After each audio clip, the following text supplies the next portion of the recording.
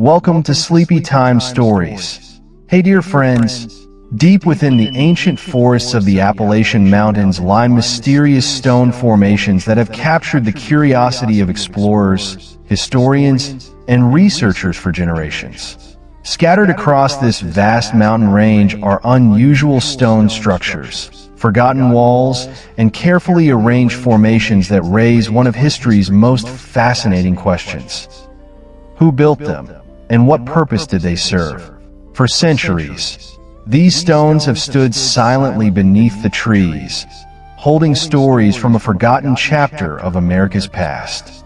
Some are connected to ancient traditions, while others continue to inspire debate and investigation.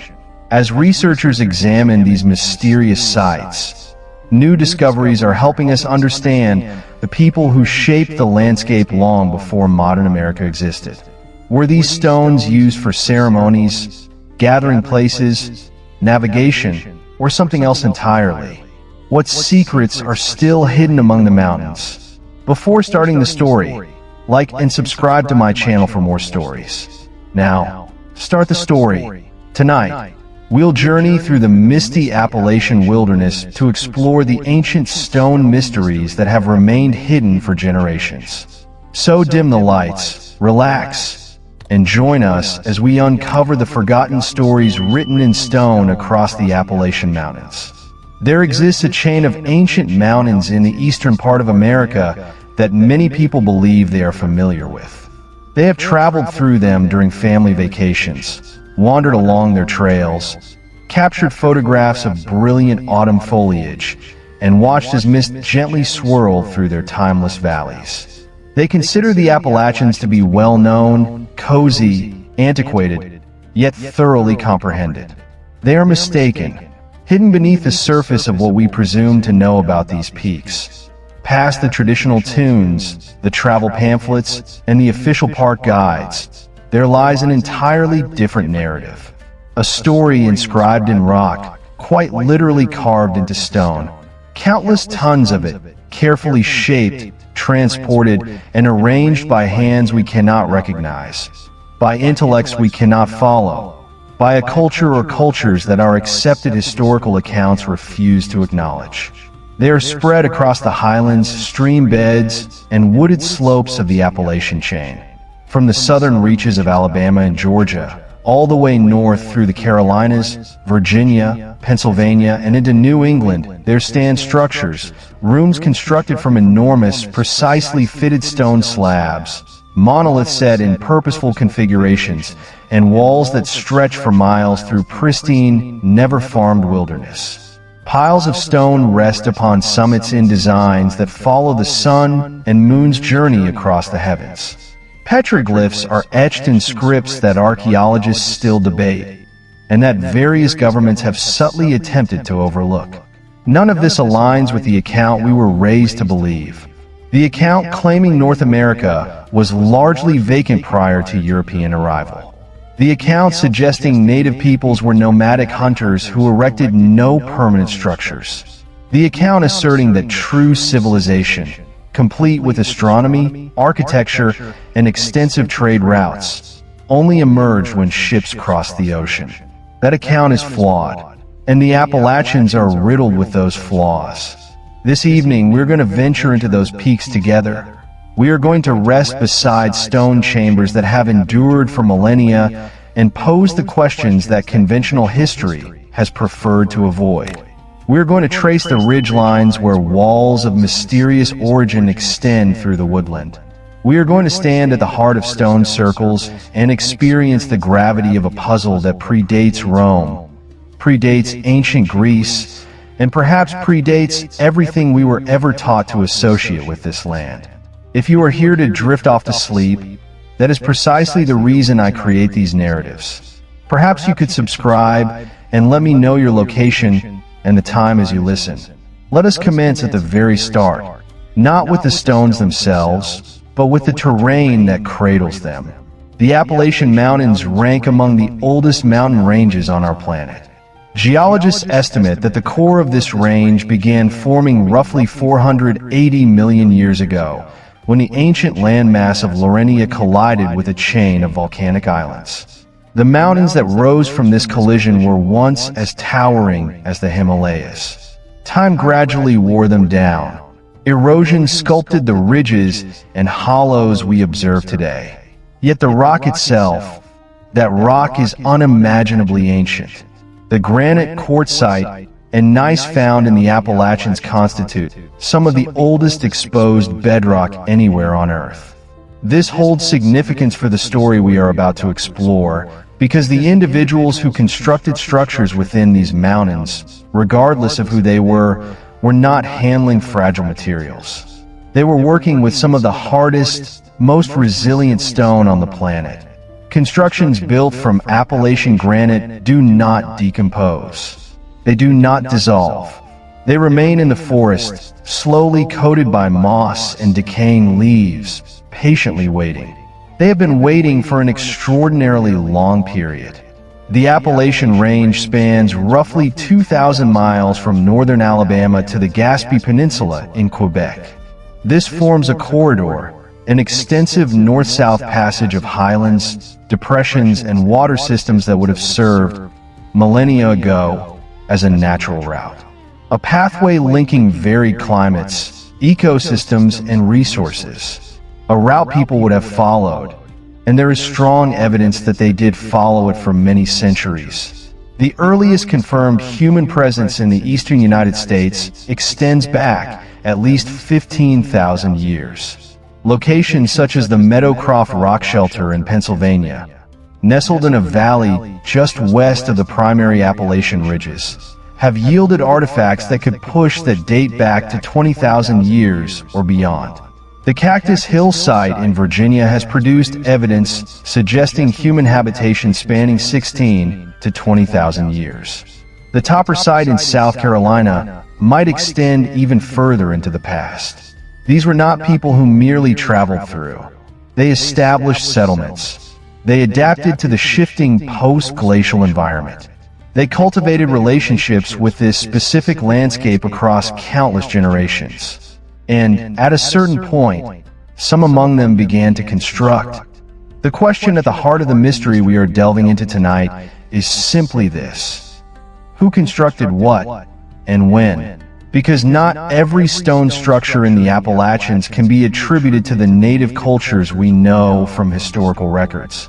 Not all fit the patterns of the woodland period mound builders, whose complex earthwork traditions are thoroughly documented and understood. Not all resemble anything built by European colonists. Some of them seem to belong to something entirely different, something far older, something that connects in ways that continue to make scholars uneasy with customs from across the ocean. That is where the true mystery starts. If you drive north from New York City for roughly 2 hours, you will arrive at a location called Mystery Hill. That is its popular name. The official designation, given by the family who has owned and operated the site as a tourist destination since the 1950s, is America's Stonehenge. The site lies in North Salem, New Hampshire, within a wooded stretch of southern New England that most people pass by without a second thought.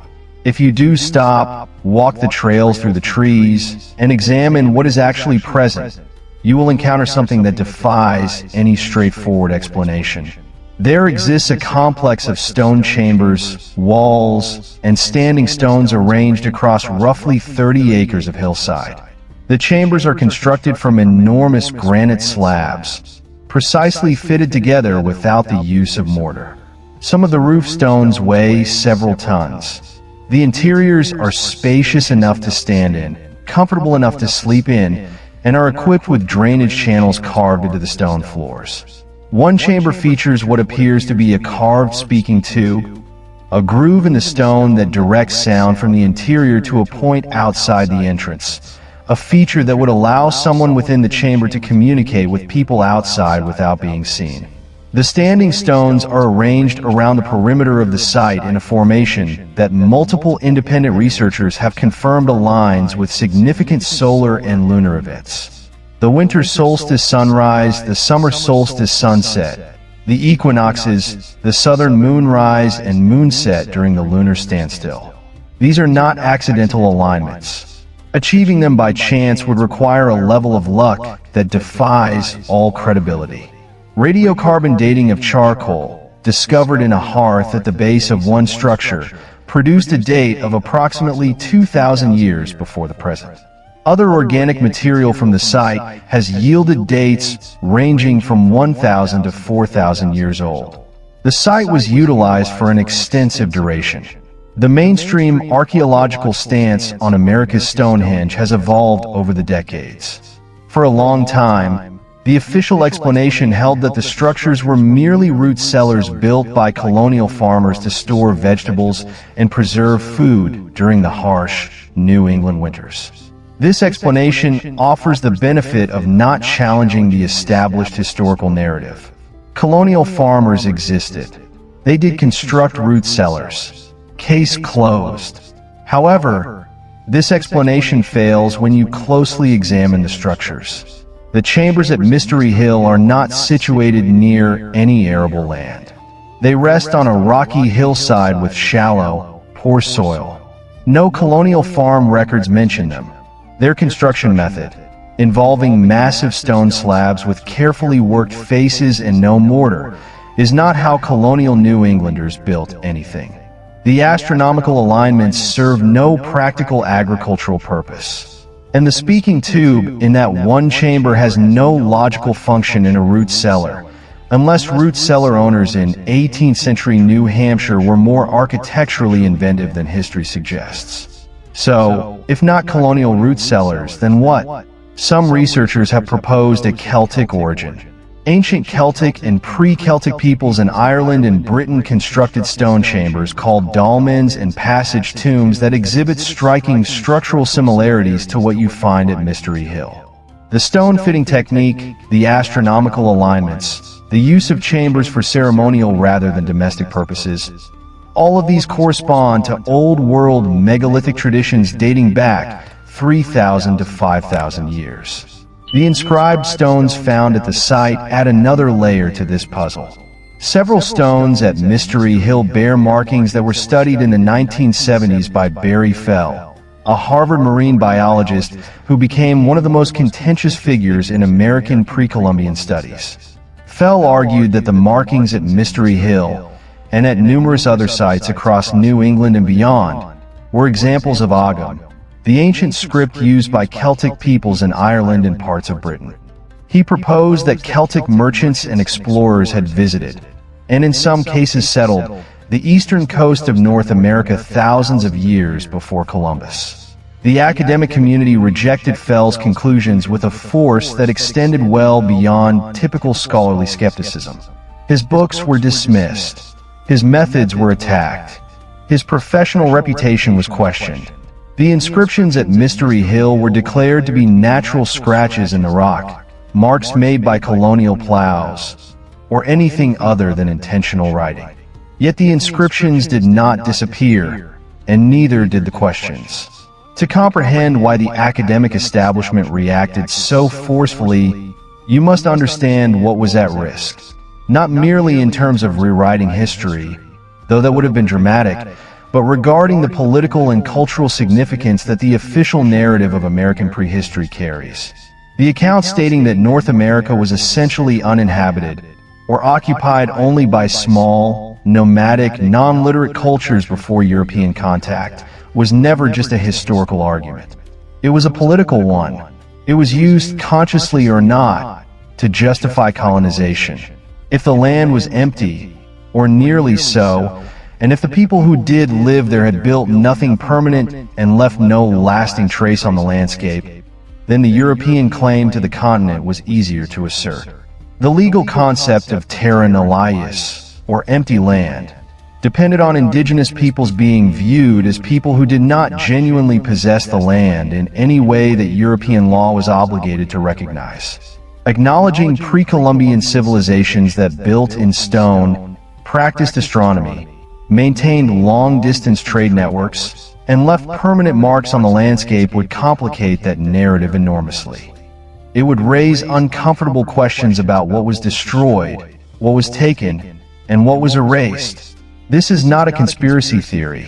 It is a documented pattern in the history of American archaeology. Sites that challenge the official timeline have repeatedly been dismissed, minimized, or simply not funded for further study.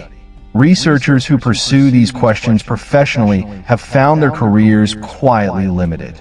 The institutional incentives overwhelmingly favor maintaining the existing consensus, and that consensus has very deep roots in the same colonial project it helps to justify. This does not imply that every claim about pre-Columbian contact or ancient megalithic civilization in North America is accurate. Some of those claims are poorly evidenced. Some are clearly nonsense. Some are entangled with racist pseudo-history that attributes indigenous achievements to imaginary white European visitors rather than acknowledging them as indigenous achievements in their own right. However, it does mean that the reflexive dismissal of all evidence challenging the official timeline needs to be critically examined. It means the question of who built the stone structures in the Appalachians deserves a more serious and open-minded investigation than it has generally received. With that in mind, let us journey deeper into the mountains. The Shenandoah Valley of Virginia ranks as one of the most historically significant corridors in North America. Bounded on the east by the Blue Ridge Mountains and on the west by the Allegheny Ridge, the valley runs roughly 200 miles from north to south, from the Potomac River near Harper's Ferry down to the headwaters of the James River near Roanoke. Hernando de Soto passed through the southern end of the valley in the 1540s. General Thomas Jackson marched his Confederate troops through it in the 1860s. It has served as a human highway for an immensely long time. What most visitors to the Shenandoah do not realize, because it does not appear in travel guides or on Park Service interpretive signs, is that the valley and the ridges surrounding it contain dozens of stone structures that have never been adequately explained. In the hills east of Luray, a small city in the middle of the valley, there are stone walls running through the forest that trace the ridge lines for miles. They are constructed from locally available limestone and sandstone, without mortar, using a technique that geologists and archaeologists have confirmed is inconsistent with colonial-era fence building. Colonial stone walls in Virginia were typically built from field stones cleared from farmland, and they follow field boundaries and property lines. These walls follow the terrain, hugging the ridge crests in ways that make no practical agricultural sense. Some researchers who have studied these walls believe they served as boundary markers, lines drawn in stone to define the extent of a territory or a sacred landscape. The walls, in some places, connect with cairns, piles of deliberately stacked stones positioned on high points along the ridges. The cairns are visible from one another. A person standing at one can see the next one down the ridge line, and the next one after that. They form a system of visual communication, a chain of landmarks strung across the high ground. Who built them? That question has no official answer. The structures are not attributed to any known culture in the archaeological literature of the region. They predate any European settlement in the area. They are simply there, in the forest, quietly waiting for someone to ask the right questions. 40 miles to the south, in the hills near the town of Waynesboro, there is a stone chamber that has been known to local residents for generations. It is built into a hillside with a low entrance that forces anyone entering to stoop, and an interior space large enough for several people to sit comfortably. The roofing stones are massive, each one weighing several tons, fitted together with a precision that would have required significant engineering knowledge to achieve. The floor of the chamber is flat and level, which would have required deliberate preparation of the site before construction began. The chamber is oriented to the northeast. On the morning of the winter solstice, the first light of sunrise enters the chamber through its low entrance and travels across the floor, illuminating the back wall. This alignment is precise. It does not happen on any other day of the year. It happens on the solstice, and it requires that whoever built this chamber knew with considerable accuracy exactly where the sun would rise on the shortest day of the year. That knowledge is not something you stumble into. It is the product of systematic astronomical observation over multiple years, possibly multiple generations. It implies a settled people, or at least a people who returned to the same location year after year, who recorded their observations, and who planned their construction accordingly.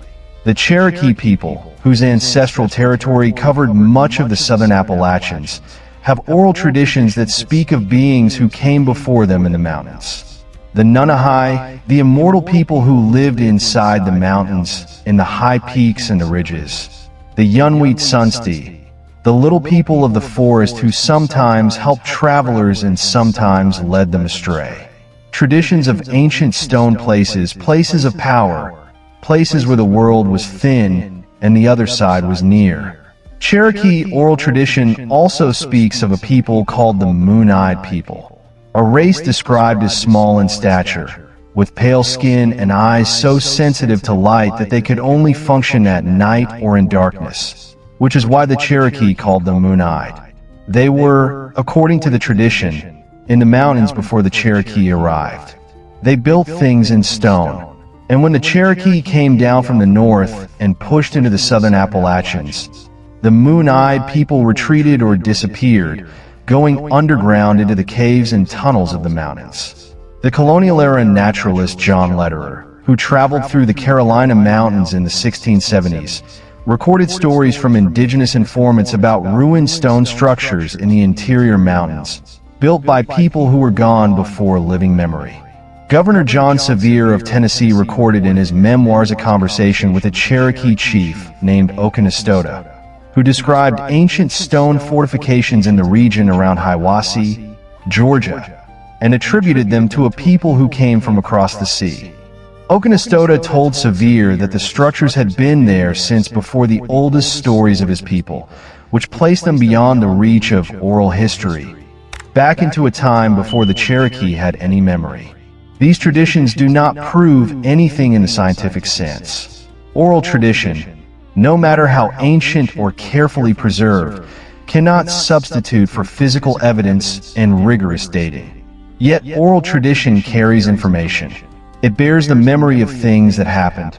And when the oral traditions of multiple indigenous cultures, separated by hundreds of miles of mountains, all speak of a time before their own people, when other beings built in stone and lived in these mountains, that pattern of testimony deserves serious consideration. Let us move further south now, deeper into the old heart of the Appalachians, into the territory that spans northern Georgia, western North Carolina, and eastern Tennessee. This is the southern highlands, some of the most rugged and isolated terrain in the eastern United States. The ridges here are steep, the valleys deep, and the forests dense enough that even today, with satellite imaging and GPS, there are hollows and coves that almost no one visits. In those hollows and on those ridges, there are things that do not fit. The Judicula Rock in Cullowhee, North Carolina, is a massive soapstone boulder roughly 20 feet long, covered in petroglyphs. The carvings include geometric patterns, lines, spirals, circles, and what appear to be human and animal figures. Some of the figures have 7 fingers on each hand. The rock has been known to European settlers since at least the 18th century, but the carvings are far older than European settlement. Cherokee tradition associates the rock with Tsul'kalu', a great slant-eyed giant who is a hunter and lord of the animals. The name Judicula is a corruption of this name. The carvings at Judicula Rock include marks that researchers have compared to symbols found in ancient script systems from the Old World. Specifically, some of the geometric patterns bear resemblance to symbols found in Minoan writing systems from the Mediterranean, to marks on Bronze Age artifacts from Ireland, and to carved symbols found on megalithic monuments in Brittany and the Iberian Peninsula. This does not prove contact, but it is a curious convergence that has not been satisfactorily explained as coincidence. 100 miles to the southwest, in the mountains of northern Georgia, there is a site that is perhaps the most dramatic and least discussed megalithic mystery in the entire Appalachian region. The Fort Mountain site in Murray County, Georgia, consists of a stone wall running nearly 900 feet along the top of a ridge, with 29 pit-like depressions in the hillside below it. The wall is made from dry-laid stone, carefully fitted together, reaching heights of up to 7 feet in places. It was built by people who knew what they were doing. The pits remain unexplained. They are roughly circular, about 20 feet across and 4 to 6 feet deep. They are too numerous and too regularly spaced to be accidental. Some researchers have proposed that they are the bases of wooden watchtowers. Others have suggested they are storage pits or ceremonial features. No excavation has ever definitively established what they are or when they were made. The Cherokee tradition connects Fort Mountain to a group of light-skinned people, sometimes said to have had Welsh or pre-Columbian Celtic origins, sometimes simply described as a people who lived in the mountains before the Cherokee arrived. The legend of the Welsh Prince Madoc, who supposedly sailed to North America in the late 12th century, and whose descendants eventually mingled with or were absorbed by indigenous populations, has been attached to Fort Mountain by generations of local tradition. It has also been dismissed by mainstream historians as wishful thinking. Yet the wall is real, the pits are real, and neither colonial farmers nor any known indigenous culture of the documented historical period has been convincingly identified as the builders. The stone chamber tradition of the northeastern Appalachians is particularly concentrated in a region covering southern New Hampshire, Vermont, Massachusetts, Connecticut, and Rhode Island. Within this region, researchers have cataloged hundreds of stone chambers. Some estimates place the total number of chambers in New England alone at over 900. Most are tucked into hillsides, built with the same basic technique. Massive stone slabs for walls and roof, carefully fitted without mortar, oriented along astronomical lines. The explanations offered by mainstream archaeology have evolved over time without quite settling on anything satisfying. The root cellar hypothesis, as we discussed in the context of Mystery Hill, fails to account for the astronomical orientations, the construction technique, or the locations of most chambers. They are not near farmable land, not near colonial-era habitation sites, and not documented in any colonial property record as functioning agricultural structures. A competing explanation holds that the chambers were built by indigenous peoples during the late woodland period, roughly 500 to 1000 CE. This explanation has more going for it archaeologically.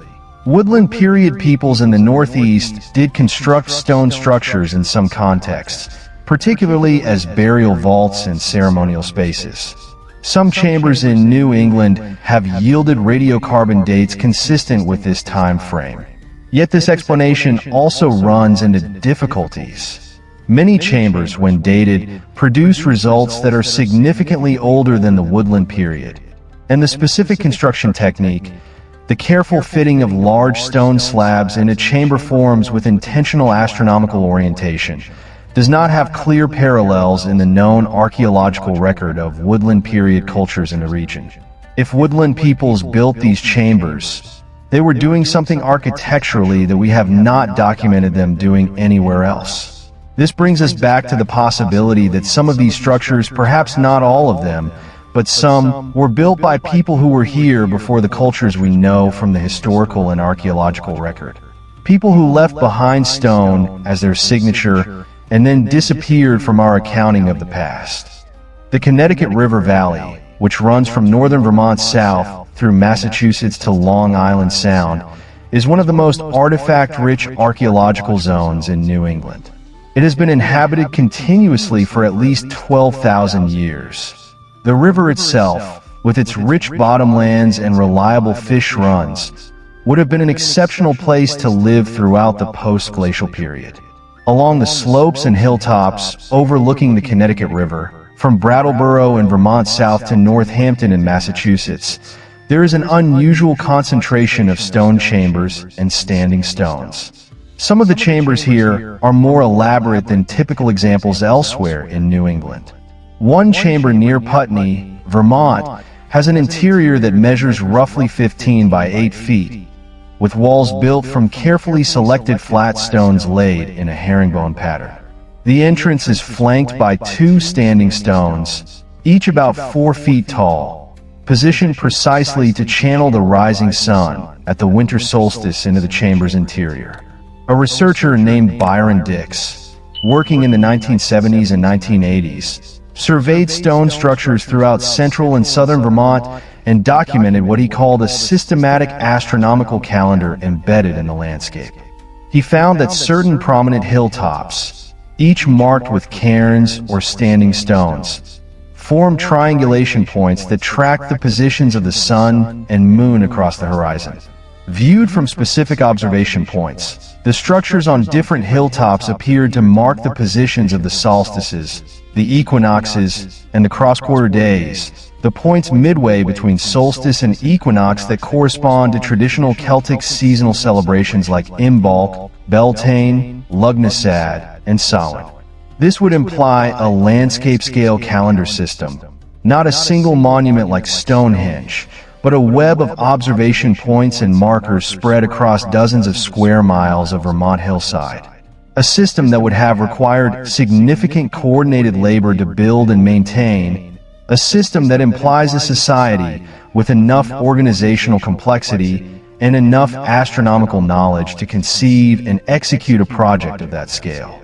Dix's work was published in the Bulletin of the Early Sites Research Society and attracted considerable attention in alternative history circles. It was largely ignored by mainstream academic archaeologists. Whether that reflects a genuine methodological flaw in his analysis or the institutional dynamics we discussed earlier is a question that has not been fully resolved.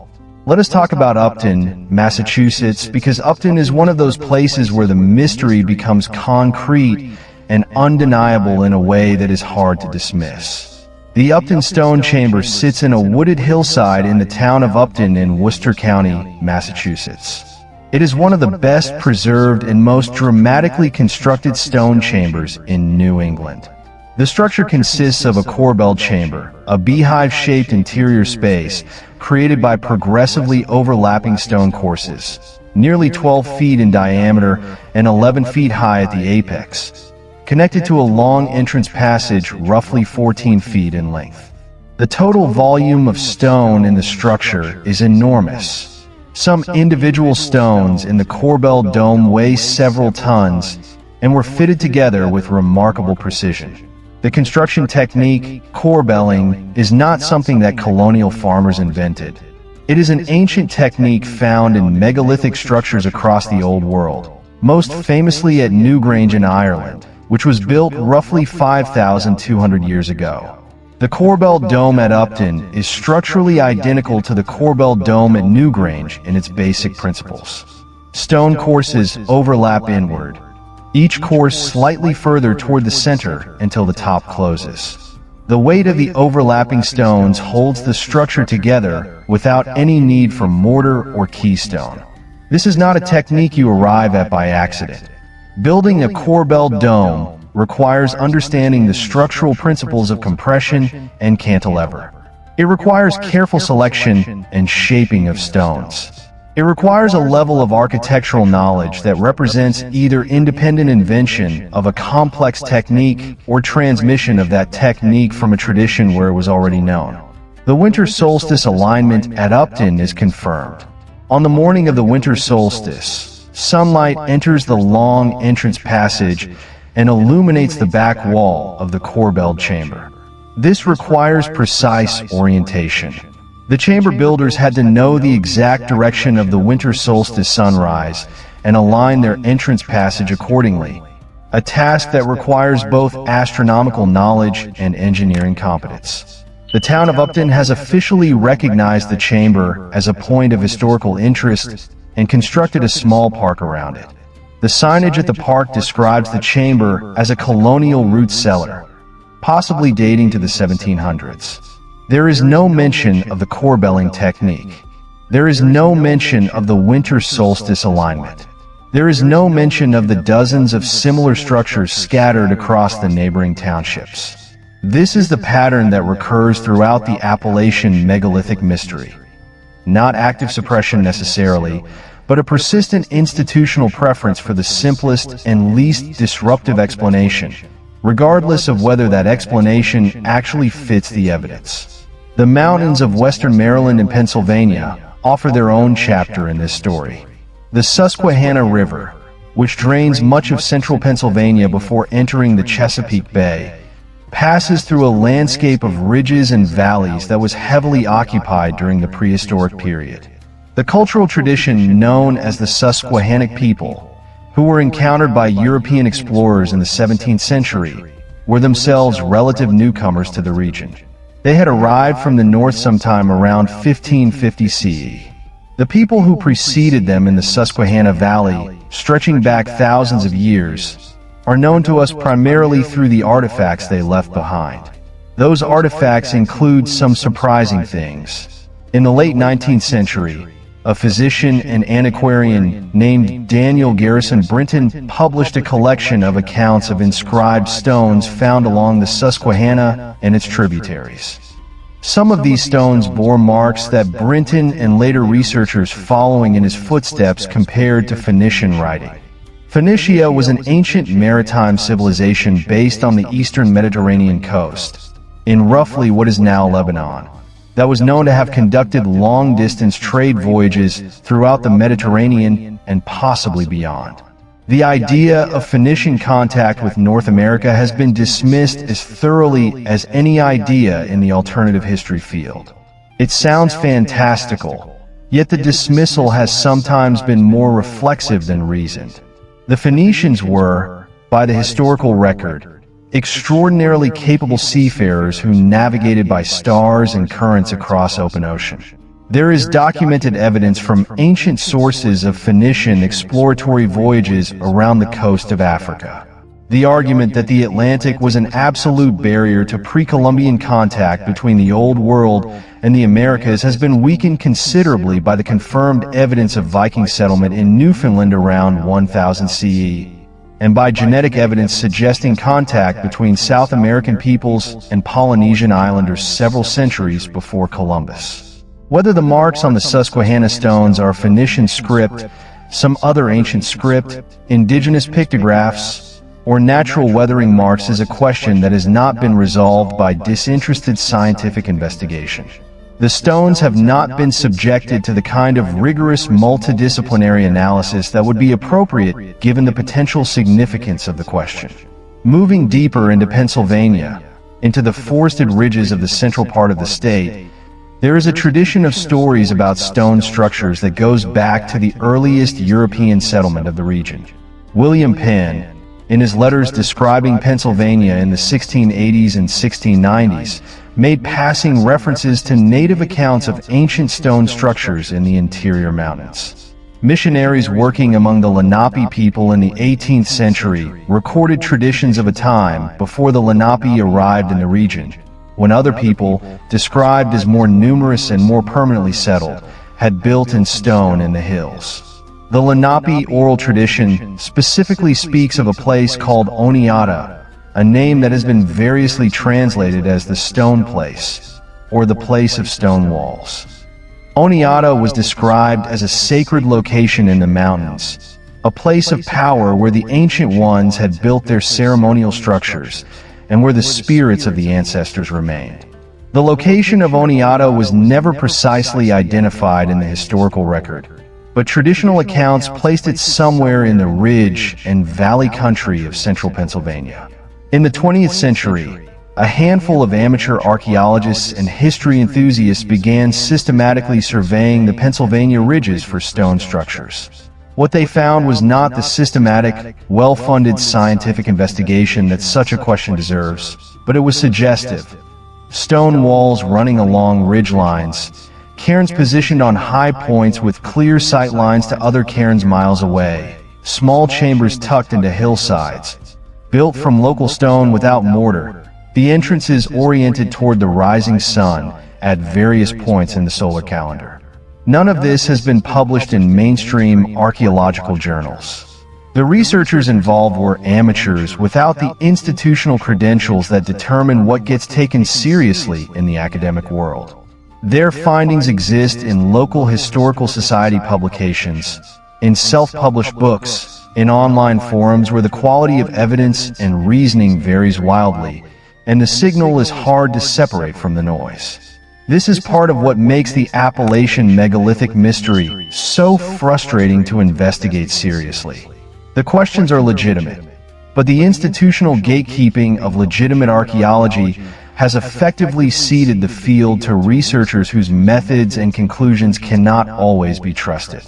The result is that the evidence gets tangled up with claims that are poorly supported or frankly fabricated, and the genuine mystery gets buried under layers of wishful thinking and outright misinformation. Let us talk about what is actually known with reasonable scientific confidence. It is known that humans have been present in the Appalachian region for at least 15,000 years.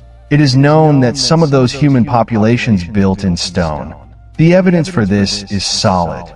Woodland period burial mounds in the Ohio Valley, which represent the western edge of the broader Appalachian cultural zone, frequently incorporate stone in their construction. The Adena and Hopewell cultures, which flourished in the Ohio and Mississippi River valleys from roughly 500 BCE to 500 CE, were sophisticated societies with long-distance trade networks, astronomical knowledge, and the ability to organize large-scale construction projects. The Great Serpent Mound in Ohio is 1,348 feet long and traces the form of a serpent in the landscape. The Newark earthworks, also in Ohio, enclosed an area of 4 square miles with precisely engineered earthworks, including a perfect circle and a perfect octagon aligned to the lunar standstill. These are not the works of simple nomadic hunters. They are the works of a culture with engineering knowledge and organizational capacity comparable to any early civilization in the Old World. What is less clearly known is whether the megalithic stone tradition of the Appalachian Highlands was connected to the Adena-Hopewell tradition, or represented something different, something potentially older, or something imported from across the Atlantic, or all of the above in different places at different times. The honest answer to the question of who built the stone chambers of New England and the stone walls of the Shenandoah is that we do not know. The evidence that has been collected by various researchers over the past century is suggestive but not conclusive. The institutional framework of American archaeology has not prioritized the investigation of these structures in a way that would resolve the questions, and the political and cultural sensitivity of the questions themselves has made dispassionate, rigorous investigation difficult to conduct and even more difficult to publish. What we can say is this: there were people here, many people over many thousands of years. They were not simple or primitive. They built things. Some of what they built has survived, and the full story of what they built and why has not been told. There is a ridge in western North Carolina called Clingman's Dome. It is the highest point in the Great Smoky Mountains, 6,643 feet above sea level, straddling the Tennessee-North Carolina border. Today it has a concrete observation tower, a paved parking lot, and thousands of visitors every year. Yet on the slopes of Clingman's Dome and the neighboring peaks, in the forest that the National Park designation has kept clear of development, there are things that the tourist maps do not show. Cairns on the ridge crests, stone alignments in the hollows, a chamber built into a south-facing slope on a subsidiary ridge, its entrance oriented toward the equinox sunrise. The Smoky Mountains are a particularly rich area for these structures because the extreme ruggedness of the terrain has protected them from both agricultural development and the casual vandalism that has destroyed many similar sites in more accessible areas. The density of forest cover means that aerial survey, the standard tool for identifying archaeological features across a landscape, is largely ineffective. The mountains are, in the literal sense, hiding their secrets. Cherokee people who were not removed during the Trail of Tears in the 1830s, the community known as the Eastern Band of Cherokee Indians, still live in the mountains around the Smokies. Their oral traditions speak of specific places in the high country, specific peaks and valleys and rock outcroppings that are sacred. Some of these places are described as having been sacred since time immemorial. Sacred long before the Cherokee themselves arrived in the mountains. Sacred because of the stone structures that existed there before any living memory could account for. The Eastern Band has not been particularly forthcoming with researchers about the locations of these sacred sites, for reasons that are entirely understandable. The history of indigenous sacred sites in North America being discovered by outsiders, studied, published about, and then disturbed or commercialized or simply used as props in other people's theories is a history of harm. The Cherokee have learned from experience to be cautious about sharing what they know with people who may not use that knowledge respectfully. This creates a genuine impasse in the investigation of the Appalachian megalithic tradition. Some of the most significant evidence is in the custody, literally and culturally, of indigenous communities who have reasons not to share it, and those reasons are legitimate. Which means that part of the story of these mountains will only be told if, and when trust is built between indigenous knowledge holders and researchers who are genuinely committed to approaching that knowledge on its own terms. We need to talk about the walls, not the chamber walls which are part of enclosed structures, but the standalone walls, the long, low, mysterious walls that run through the forests of the Appalachians for distances that defy any practical agricultural explanation. The most dramatic example is in New England, in a region of Connecticut and Massachusetts where thousands of miles of stone walls crisscross the landscape. Some of these walls are colonial in origin. The colonial settlers of New England were prodigious wall builders, clearing their stony fields of glacially deposited boulders and piling those boulders into boundary fences that defined their property lines. Millions of tons of stone were moved this way, and the legacy of colonial wall building is woven into the New England landscape. But not all the walls are colonial. Researchers who have carefully studied the New England stone wall tradition, comparing wall construction techniques, stone selection, and positional relationships to historical property records, have identified a subset of walls that do not fit the colonial pattern. These walls use different construction methods. They incorporate stones that are significantly larger than colonial farmers typically moved. They follow landscape features, ridge crests and hilltops and valley contours, rather than property lines. And in some cases, they connect to stone chambers and standing stones in ways that suggest they were part of an integrated landscape design, rather than agricultural boundary markers. Robert Thorson, a geologist at the University of Connecticut, has written extensively about New England stone walls and argues that nearly all of them can be explained by colonial agricultural activity. He is the most credible mainstream voice arguing for the conservative explanation. His research is rigorous, and his geological expertise is genuine. Yet even Thorson acknowledges that some walls in New England resist the colonial explanation. He describes them as anomalous, and he is candid about the fact that more investigation is needed before firm conclusions can be drawn. In the southern Appalachians, the wall tradition takes a different form. The walls in the hills of Virginia, West Virginia, and the Carolinas are typically built from different materials than the glacially deposited granite of New England. They use locally quarried sandstone, limestone, and quartzite, fitted together in techniques that vary from site to site. Some of these walls, particularly those in the eastern ridges of West Virginia and the adjacent mountains of Virginia, follow ridgelines for distances of several miles, maintaining elevations that would have required substantial labor to access for construction. The most striking of these southern Appalachian wall systems is in a region of southeastern West Virginia that has been studied informally and without significant institutional support by a small community of local researchers for the past several decades. What they have found and documented with photographs, GPS coordinates, and hand-drawn maps is a network of walls, cairns, and chamber-like structures that covers an area of roughly 50 square miles of forested ridgeland. The walls in this system range from a few hundred feet to several miles in length. They connect with each other at specific points. The cairns are positioned at these connection points and at high points that provide views of distant landmarks. The chambers are built at the bottoms of hollows below springs, in positions that would have made them naturally cool year-round. The entire network, when mapped, appears to delineate a territorial boundary of some kind, a line drawn in stone across a landscape that has been largely unchanged by modern development. Nobody knows who drew this line. Nobody has successfully dated the structures. No one with the institutional resources to conduct a serious archaeological investigation has turned their attention to this particular stretch of West Virginia ridgeland. It sits there in the forest, its stones slowly settling, its mystery slowly deepening.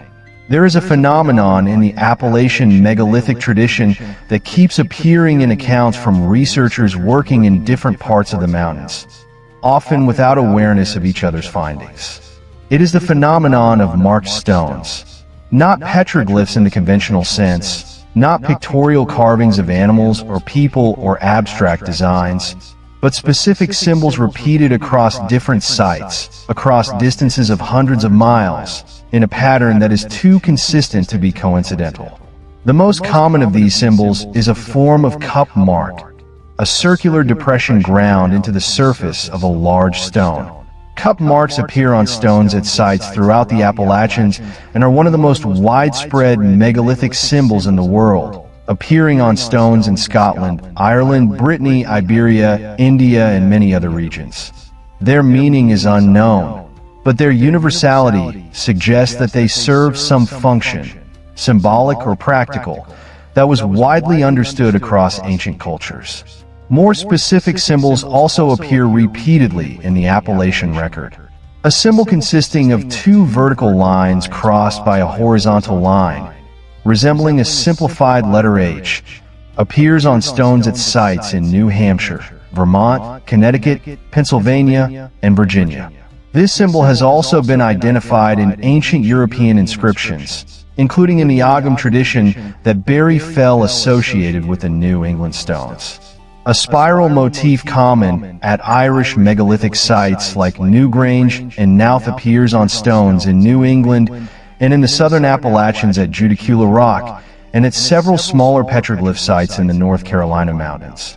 A trident or three-pronged symbol appears at multiple New England sites and has parallels in Bronze Age European contexts. None of this proves that the people who made these marks were in contact with Old World megalithic cultures. Ancient human minds, confronting the same cognitive challenges of making meaning visible in stone, might independently arrive at similar symbols. The cup mark may represent something as universal as the sun or water or a human eye, something that independent cultures across the world might express in similar visual language. Yet the convergence is striking, and it deserves investigation more rigorous than it has received. Let us go back to New Hampshire and spend some time in the White Mountains, the northern end of the Appalachian chain, where the mountains are highest, the winters most severe, and the forests most ancient. The White Mountains are geologically and ecologically unusual.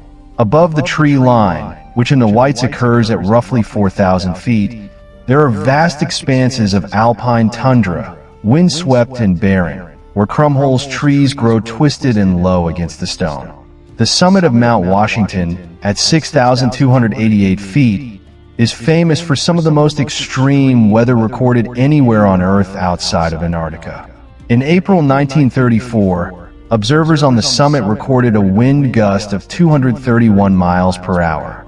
In this harsh alpine landscape, there are cairns, many cairns, some of them modern trail markers built by the Appalachian Mountain Club to guide hikers through the above tree-line terrain where the path is not always obvious. But some of them are older, significantly older.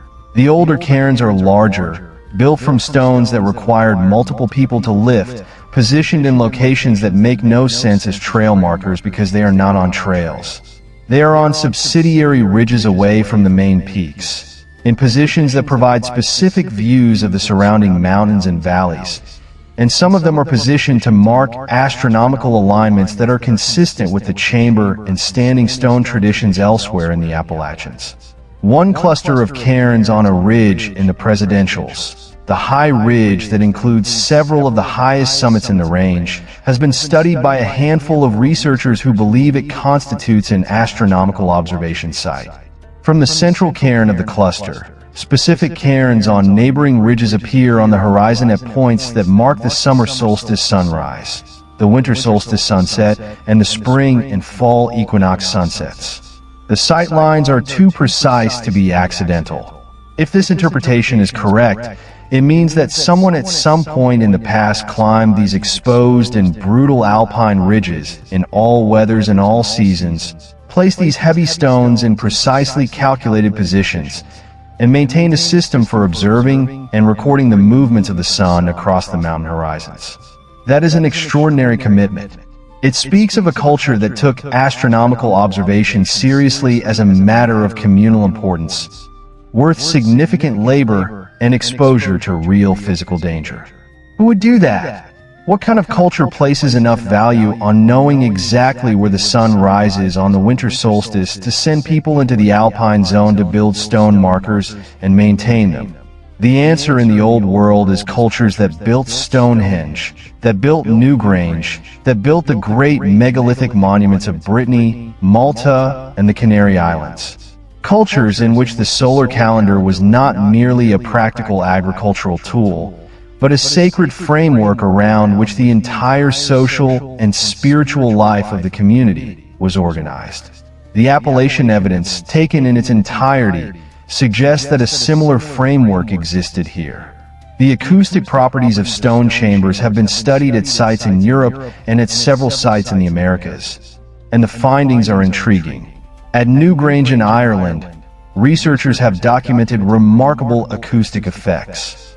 The Corbel chamber creates resonance patterns that amplify and modify sound in ways that would have made drumming and chanting inside the space an extraordinary sensory experience. Similar acoustic properties have been documented at megalithic sites in Malta and at various sites in Scotland and France. At the Upton Stone Chamber in Massachusetts, a researcher named Stephen Waller conducted acoustic measurements and found resonance patterns broadly similar to those documented at Newgrange.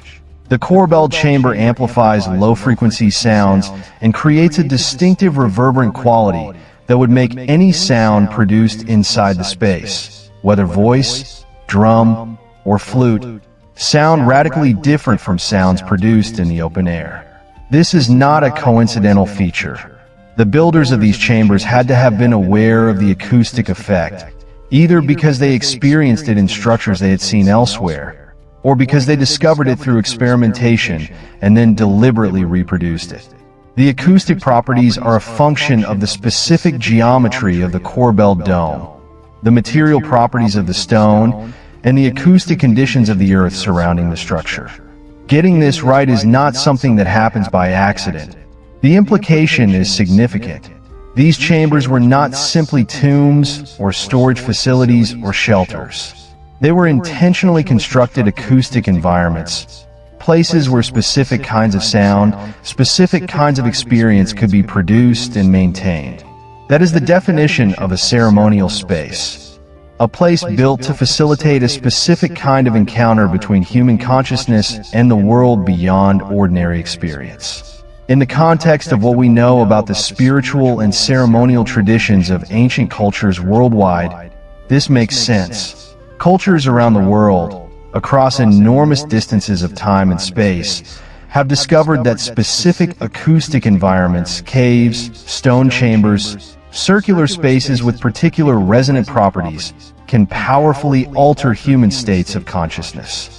They facilitate the trance states that shamanic traditions call journeying, the altered awareness that is described in contemplative traditions across cultures, the sense of connection to something larger than the individual self that is at the core of virtually every religious tradition in human history. The stone chambers of the Appalachians were, in this reading, not just architectural achievements. They were technologies of consciousness, ways of creating, in specific places in the landscape, conditions that allowed human minds to access experiences they could not access in ordinary contexts. Let us spend a moment with the question of water. An unusual number of the stone chambers and megalithic structures of the Appalachians are positioned near springs or in the upper reaches of small stream drainages. This is not simply a matter of practical convenience, though fresh water near a ceremonial site is certainly convenient. The positioning appears to be intentional in a way that goes beyond practicality. In many ancient spiritual traditions, springs are understood as places where the underworld, or the world of the ancestors, or the realm of spirits communicates with the surface world. The water that emerges from the earth at a spring comes from below, from darkness and depth, from a place that ordinary human beings cannot access. It is, in symbolic terms, a portal, a place where the worlds touch. The positioning of ceremonial structures near springs in the Appalachians fits this pattern. It suggests that the builders understood their chambers as places where ordinary and non-ordinary reality were close together, where the barrier between worlds was thin. The spring provided literal water, but also symbolic resonance. The underground sending its gift up through the earth to the surface, at the same place where humans had built a structure to facilitate their own journey between worlds. Similar symbolic associations between springs and ceremonial structures are documented throughout the Celtic world, throughout ancient Mesoamerica, and throughout the sacred landscape traditions of many indigenous North American cultures. The convergence of water and stone in sacred sites is one of those patterns that appears across cultures and across oceans with enough consistency to suggest that it reflects something deep in human experience, something about how human minds perceive the relationship between the flowing, changeable quality of water and the permanent, unchanging quality of stone. The dating question is the hardest and the most consequential. If the stone chambers, walls, cairns, and standing stones of the Appalachians are relatively recent, say 1,000 to 2,000 years old, then they are within the range of well-documented indigenous cultures of the northeastern United States and do not necessarily imply anything unusual about cross-ocean contact or ancient civilizations. They would simply be evidence that woodland period cultures, or cultures immediately preceding the historically known tribes, built in stone more extensively than mainstream archaeology has acknowledged. That would be an interesting revision to the official story, but not a revolutionary one. If some of these structures are 3,000 to 5,000 years old, the picture becomes significantly more complicated. At that range, we are dealing with a time when the Old World megalithic tradition was at its height. The Great Passage tombs of Ireland, the stone circles of Britain, the alignments of Brittany, the temples of Malta, all were built in this window. The Bronze Age sailors of the Mediterranean were conducting long-distance voyages. The Phoenicians were establishing trade networks across the known world. And the ancestors of the cultures we know from the historical record in North America were presumably living their lives in ways we can only reconstruct through the material culture they left behind. A small number of radiocarbon dates from Appalachian megalithic sites fall in this range. The oldest confirmed dates from Mystery Hill are in the 2,000 to 4,000 year range.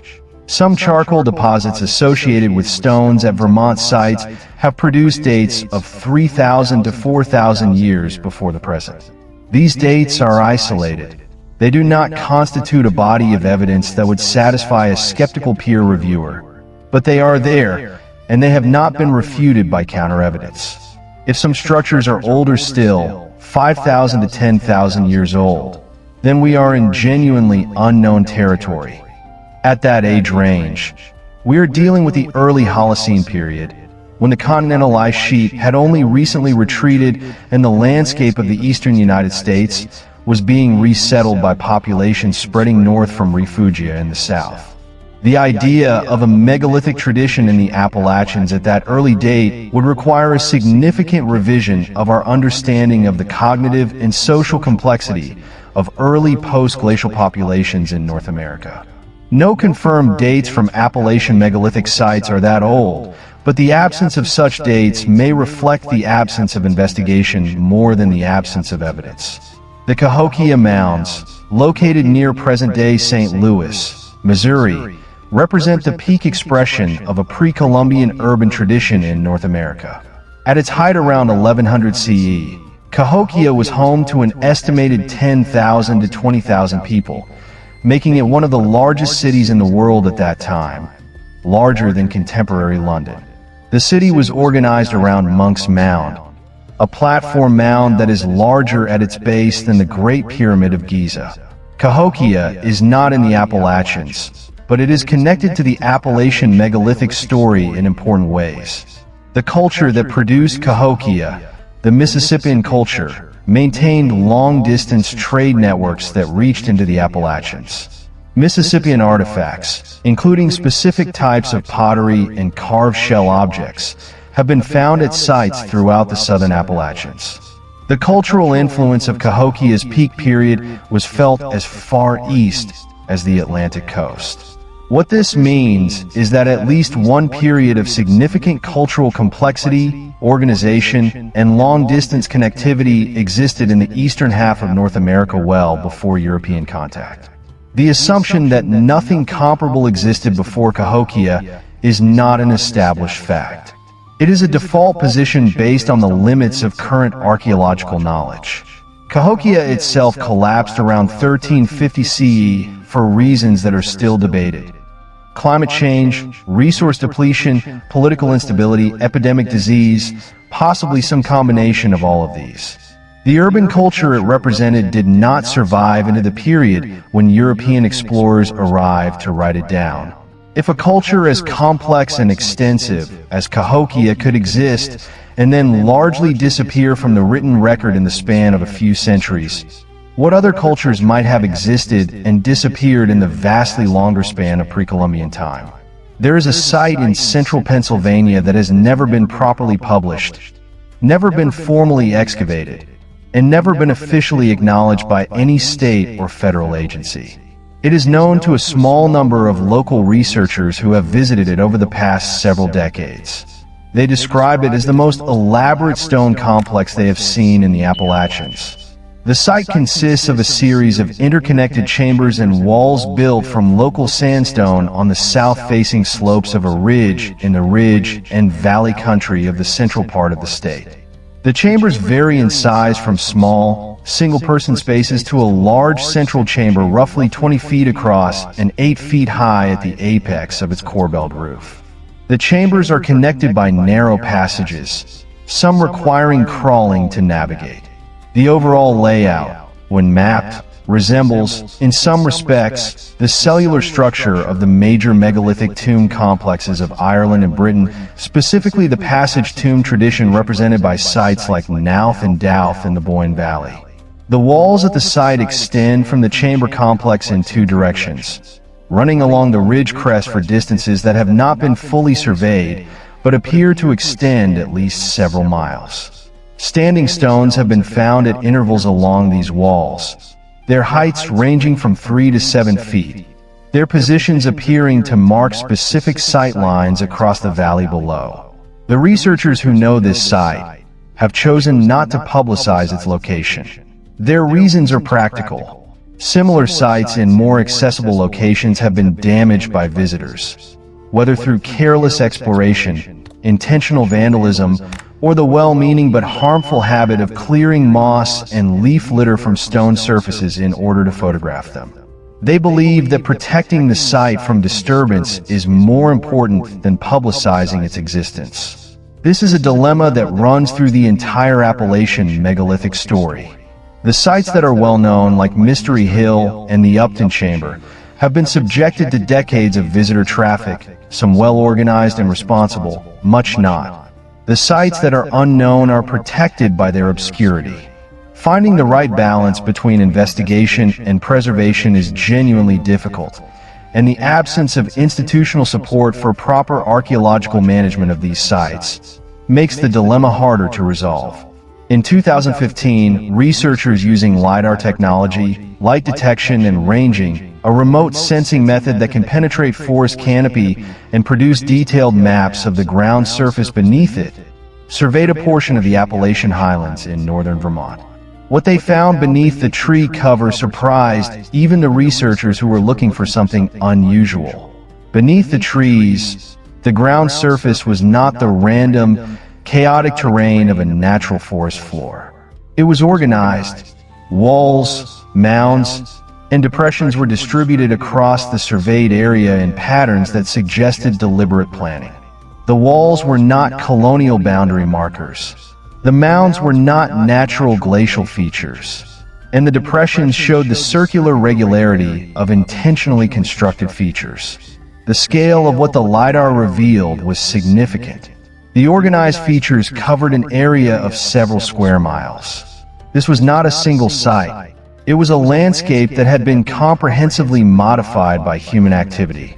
The results were not published in a mainstream archaeological journal. They were presented at a regional historical society meeting and then circulated privately among the small community of researchers interested in Appalachian megalithic sites. The reasons for this decision were again a combination of practical and political. The researchers involved were not affiliated with major universities. Their methodology, while legitimate, had not been reviewed by a peer with the credentials to give it academic credibility, and the implications of their findings were significant enough that publishing prematurely, without the institutional backing to defend the conclusions, could easily result in the work being dismissed without serious engagement. LiDAR is at this moment transforming archaeology in other parts of the world. In Cambodia, LiDAR surveys have revealed that the city of Angkor was far larger and more complex than previously known, extending across an area of nearly 1,000 square kilometers.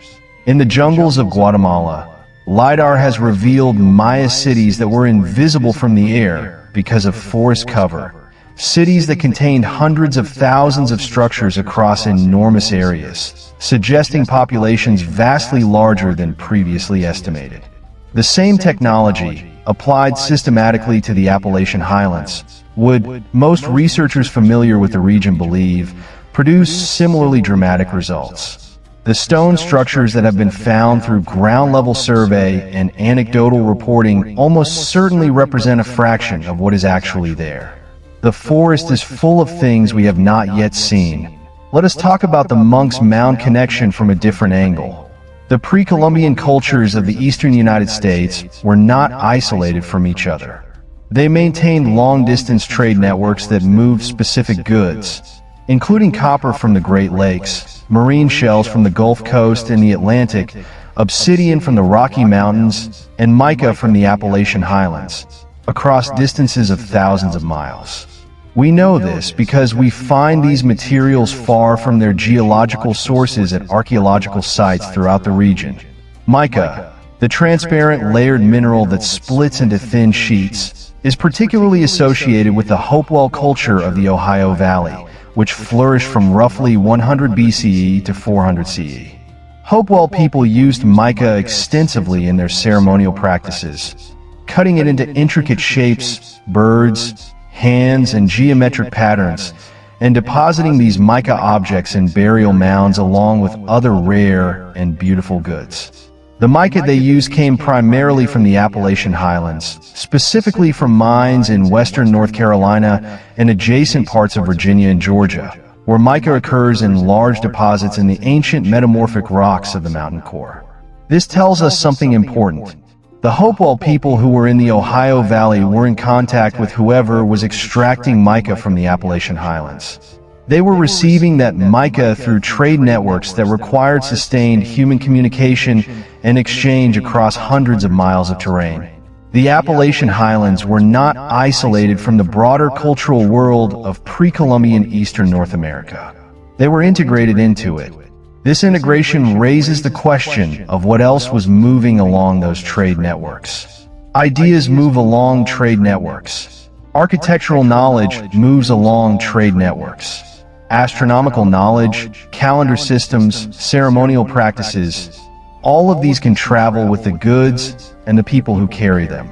The stone chamber tradition of the northeastern Appalachians, if it is connected to the broader megalithic culture of the region, was not necessarily built in isolation from other cultural influences. It may have been part of a web of influence and exchange that was more complex and far-reaching than our current archaeological understanding acknowledges. It is worth taking a step back and asking a larger question. Why do cultures build in stone? Throughout human history, across every continent and every era, cultures that reach a certain level of social organization and spiritual sophistication have built permanent structures from stone. Not all of them, and not always, but the impulse to build in stone, to create structures that will last beyond the lifetime of any individual or generation, appears to be deeply embedded in human cultural practice. Stone structures serve multiple purposes simultaneously. They are practical shelters and storage spaces. They are territorial markers. They are demonstrations of social organization and collective capacity. They are astronomical observatories. They are ceremonial spaces. They are monuments to the dead and the ancestors.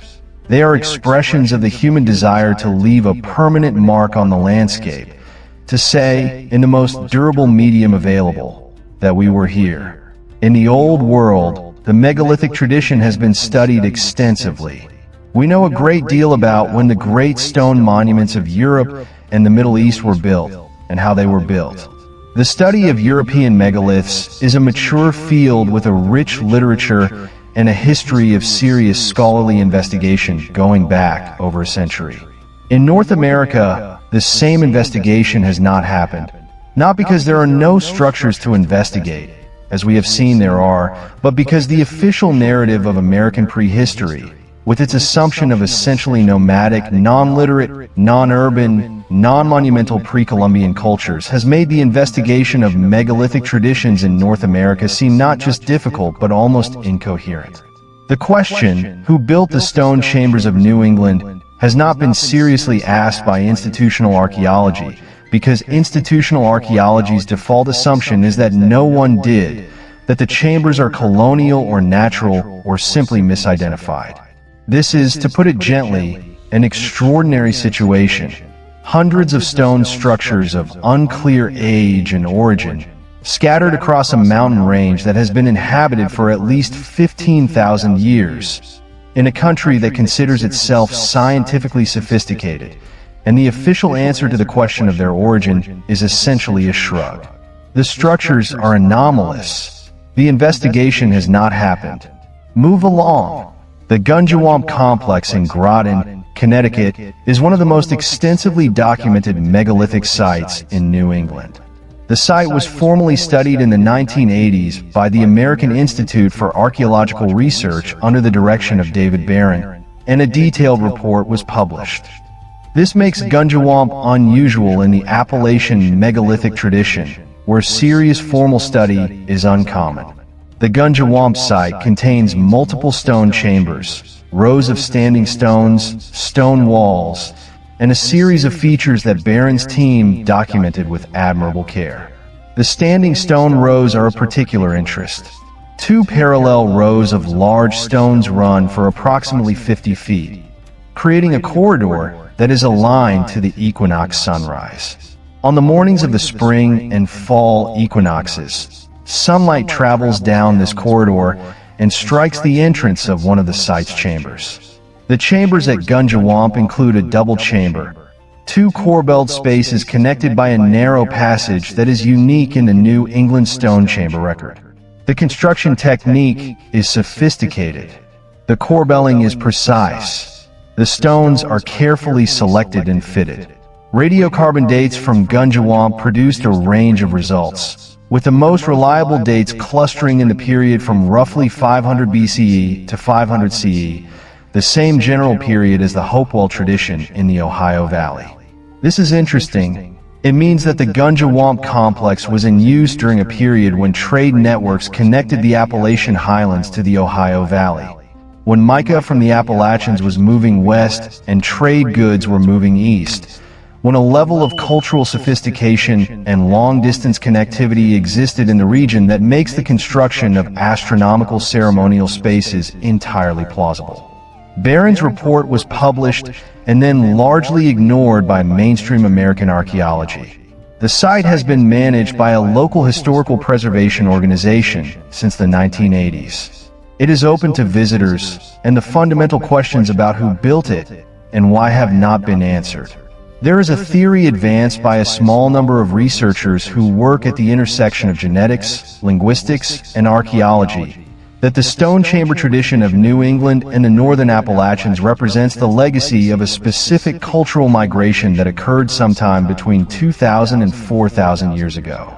The theory proposes that a small population of people, possibly from the Atlantic fringe of Europe, where megalithic traditions were established and well-developed, made the crossing to North America during the Late Bronze Age or Early Iron Age and settled in the northeastern coast.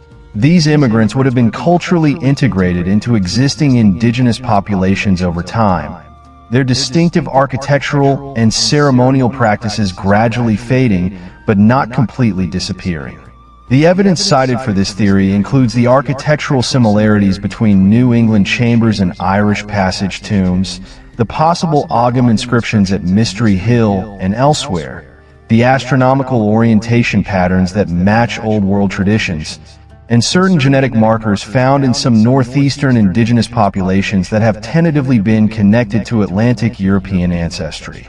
This theory is speculative. The evidence is fragmentary. The genetic connections are contested. The linguistic comparisons are methodologically disputed. And the theory exists in an uncomfortable space between mainstream scholarship and the alternative history world, which has enthusiastically adopted it as evidence of whatever specific pre-Columbian contact story each faction of that world prefers. Yet it is not impossible. Viking settlement in North America is now confirmed. Polynesian South American contact is now confirmed. The Atlantic Ocean was not an absolute barrier to pre-Columbian contact. The question of whether Celtic or Proto-Celtic peoples from the eastern Atlantic fringe made the crossing is an empirical question, not a theoretical impossibility. It deserves the kind of serious, rigorous, well-funded investigation that has never been applied to it. The mountains breathe differently at night. If you have ever camped in the Appalachians, not in a campground with electric hookups and a camp store, but deep in the backcountry, on a high ridge, or in a remote hollow, you know what I mean. The daytime sounds, the birds, the insects, the wind through leaves, fade into a different kind of soundscape after dark. The temperature drops, the stars come out, and up here, away from the light pollution of the valleys, they come out brilliantly, the Milky Way visible as a river of light across the sky.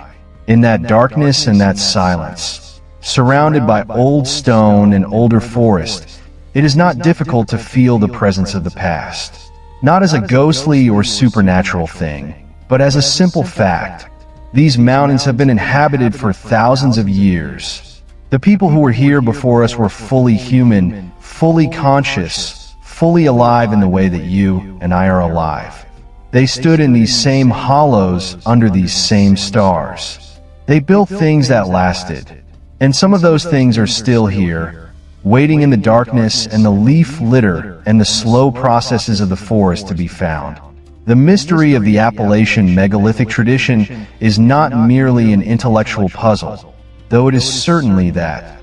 It is also an invitation to take seriously a longer human story than the one we are typically taught. A story that does not begin with European contact or even with the documented indigenous cultures of the colonial era, but reaches back thousands of years into a past that we are only beginning to understand.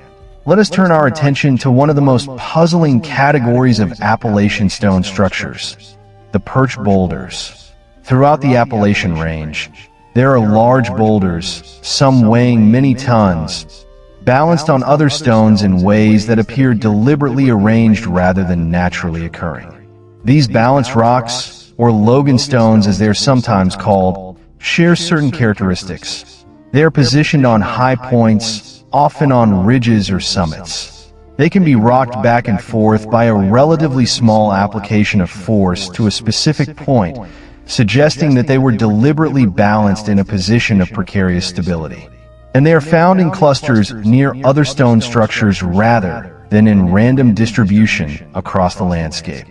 Natural geological processes can produce balanced rocks. Differential weathering, glacial deposition, and frost action can all leave large rocks perched in unlikely positions. Not every balanced rock in the Appalachians is human-made, but some of them, the researchers who study this tradition believe, are deliberately placed.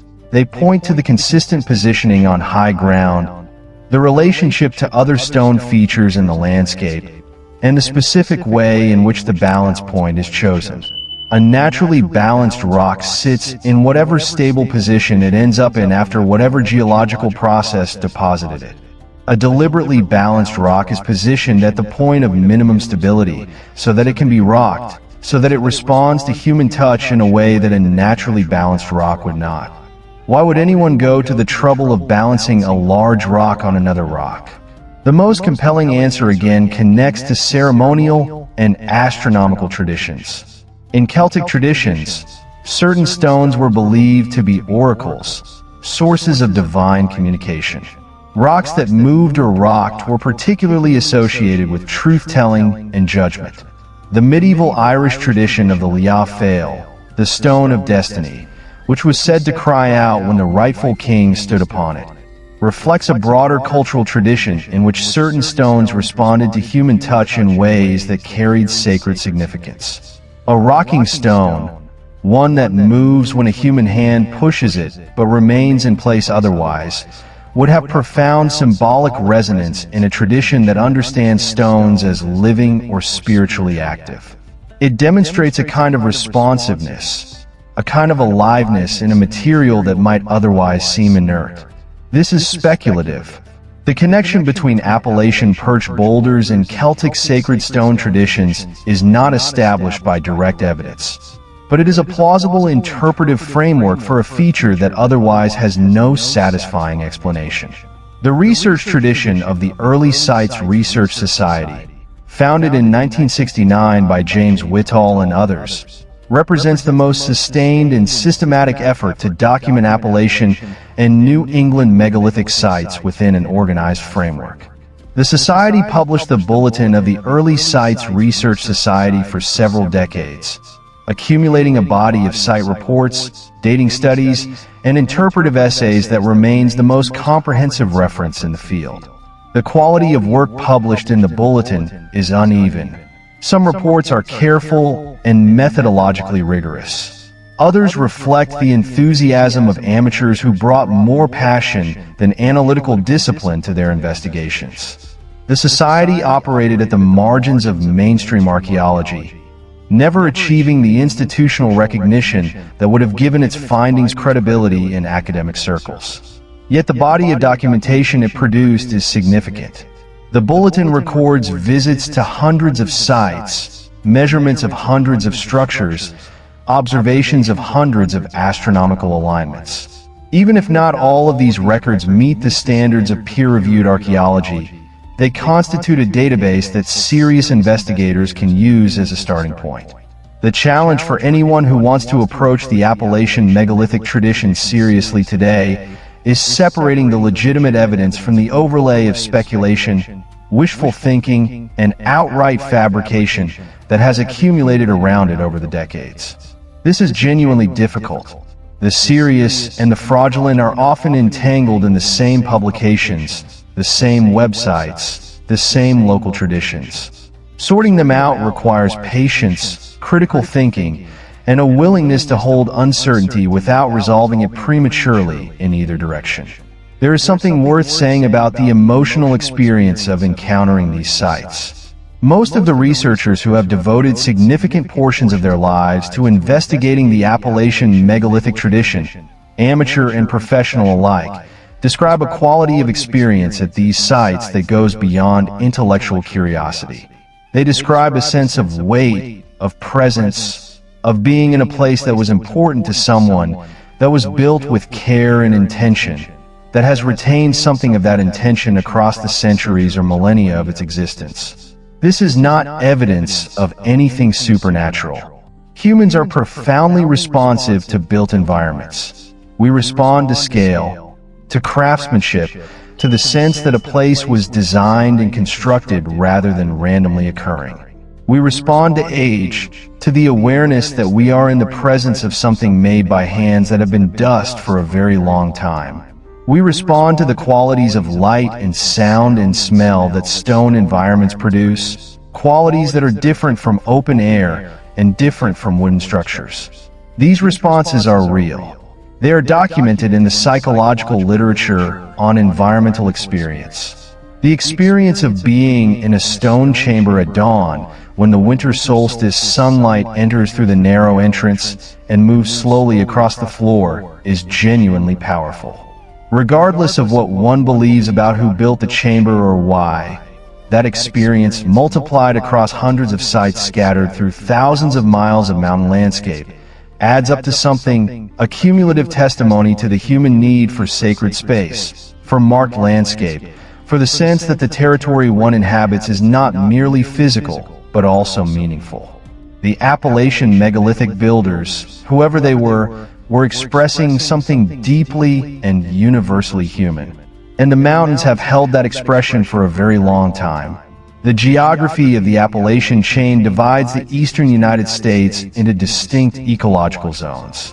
The mountains themselves, running north to south, form a barrier that separates the Atlantic coastal plain from the interior valleys and plateaus. This barrier has shaped human movement and cultural development in the region for thousands of years. The passes through the Appalachians, the gaps and valleys that allow relatively easy transit from east to west, were strategic resources. The Cumberland Gap in the mountains where Virginia, Kentucky, and Tennessee meet was the gateway through which most early American westward migration moved. Before the European settlement period, those same gaps were transit points for indigenous trade networks and cultural exchange. The stone structures we have been discussing are not randomly distributed across the Appalachians. They cluster in certain areas, particularly in the northern mountains, in the southern highlands, and in the ridge and valley country of the central states. They also appear less densely, but still significantly near the major gaps and passes. This distribution pattern suggests that the builders were aware of and oriented toward the geography of movement through the mountains. Structures near gaps could have served as waypoints for travelers, as territorial markers for groups that controlled access to specific passes, or as ceremonial locations where travelers paused to observe proper protocols before entering new territory. In many indigenous North American traditions, travel through unfamiliar or sacred territory requires specific ritual acknowledgement, a recognition of the spiritual significance of the landscape being entered. The stone structures near Appalachian passes may have served, among other functions, as locations where these acknowledgments were made, where offerings were left, where prayers were spoken, where the transition from one territorial zone to another was marked in the appropriate way. The Cherokee removal of the 1830s, known as the Trail of Tears, resulted in the forced relocation of the vast majority of the Cherokee people from their ancestral territory in the southern Appalachians to Indian Territory in what is now Oklahoma. Along with the people, a great deal of knowledge about the sacred landscape of the southern Appalachians was also removed, or rather was carried away to a place where it could no longer be easily applied to the mountains it described. The knowledge did not disappear entirely. The eastern band of Cherokee who remained in the mountains after the removal retained much of the traditional ecological and sacred knowledge of their people. And the descendants of the removed Cherokee in Oklahoma have maintained oral traditions about the homeland mountains that have survived in that form for nearly 2 centuries of diaspora. When researchers have engaged respectfully with Cherokee traditional knowledge holders, either from the Eastern Band or from the Western communities, they have sometimes received information about specific places in the Southern Appalachians that correlates with the stone structure record. Places described in traditional accounts as ancient, as powerful, as sacred in ways that predate even Cherokee occupation of the region have sometimes turned out, upon investigation, to be places where stone structures exist. This convergence between indigenous traditional knowledge and the archaeological record is significant.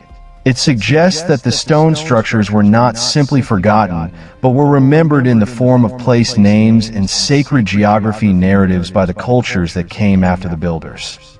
The memory of their importance persisted even when the specific knowledge of who built them was lost.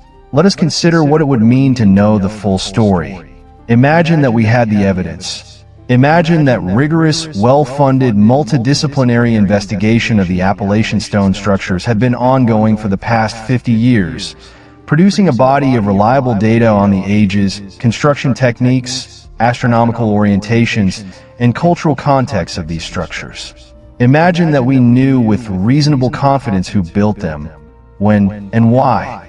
What would that story look like? One possibility is that the story is essentially indigenous, that the stone chambers, walls, and cairns of the Appalachians were built by the ancestors of known indigenous cultures, perhaps stretching back further in time and representing more complexity and permanence than mainstream archaeology has acknowledged. That would be a significant revision of the official history, and it would require a reckoning with the ways in which that official history has underestimated and undervalued indigenous cultural achievement. But it would not require invoking transatlantic contact or ancient civilizations that left no other trace. A second possibility is that the story involves multiple cultural inputs, that some structures are indigenous in origin, representing local developments of ceremonial architecture, while others reflect Old World influence brought by contacts whose nature and timing we cannot yet specify. This possibility is more disruptive to the official narrative, but is not ruled out by any conclusive evidence we currently have. A third possibility is more radical, that the stone structure tradition of the Appalachians represents the remains of a cultural development in North America that preceded the historically known cultures by a significant margin, a civilization or proto-civilization that flourished and then declined or was disrupted before the period from which we have the first reliable records. A lost chapter in the human story on this continent. The honest answer is that we do not have enough evidence to confidently choose among these possibilities. The investigation that would produce that evidence has not been conducted. And until it is, the mystery remains. There is a man named Norman Muller, a conservator at the Princeton University Art Museum, who has spent decades of his personal time investigating stone structures in the New England and Mid-Atlantic states. He is not an archaeologist by training or credential. He is an art conservator who became obsessed with a question that the archaeological establishment had declined to pursue. Muller has published careful documentation of specific sites with measurements, photographs, and comparisons to Old World parallels. He has engaged seriously with the question of construction technique, studying how the stones were selected, prepared, and placed. He has been respectful of the possibility that many structures have indigenous origins while remaining open to the possibility that some structures reflect influences that mainstream archaeology has not acknowledged. His work is not definitive. It cannot be, because the tools and institutional resources that would allow definitiveness have not been brought to bear on the question. Yet it is careful, honest, and genuinely informative.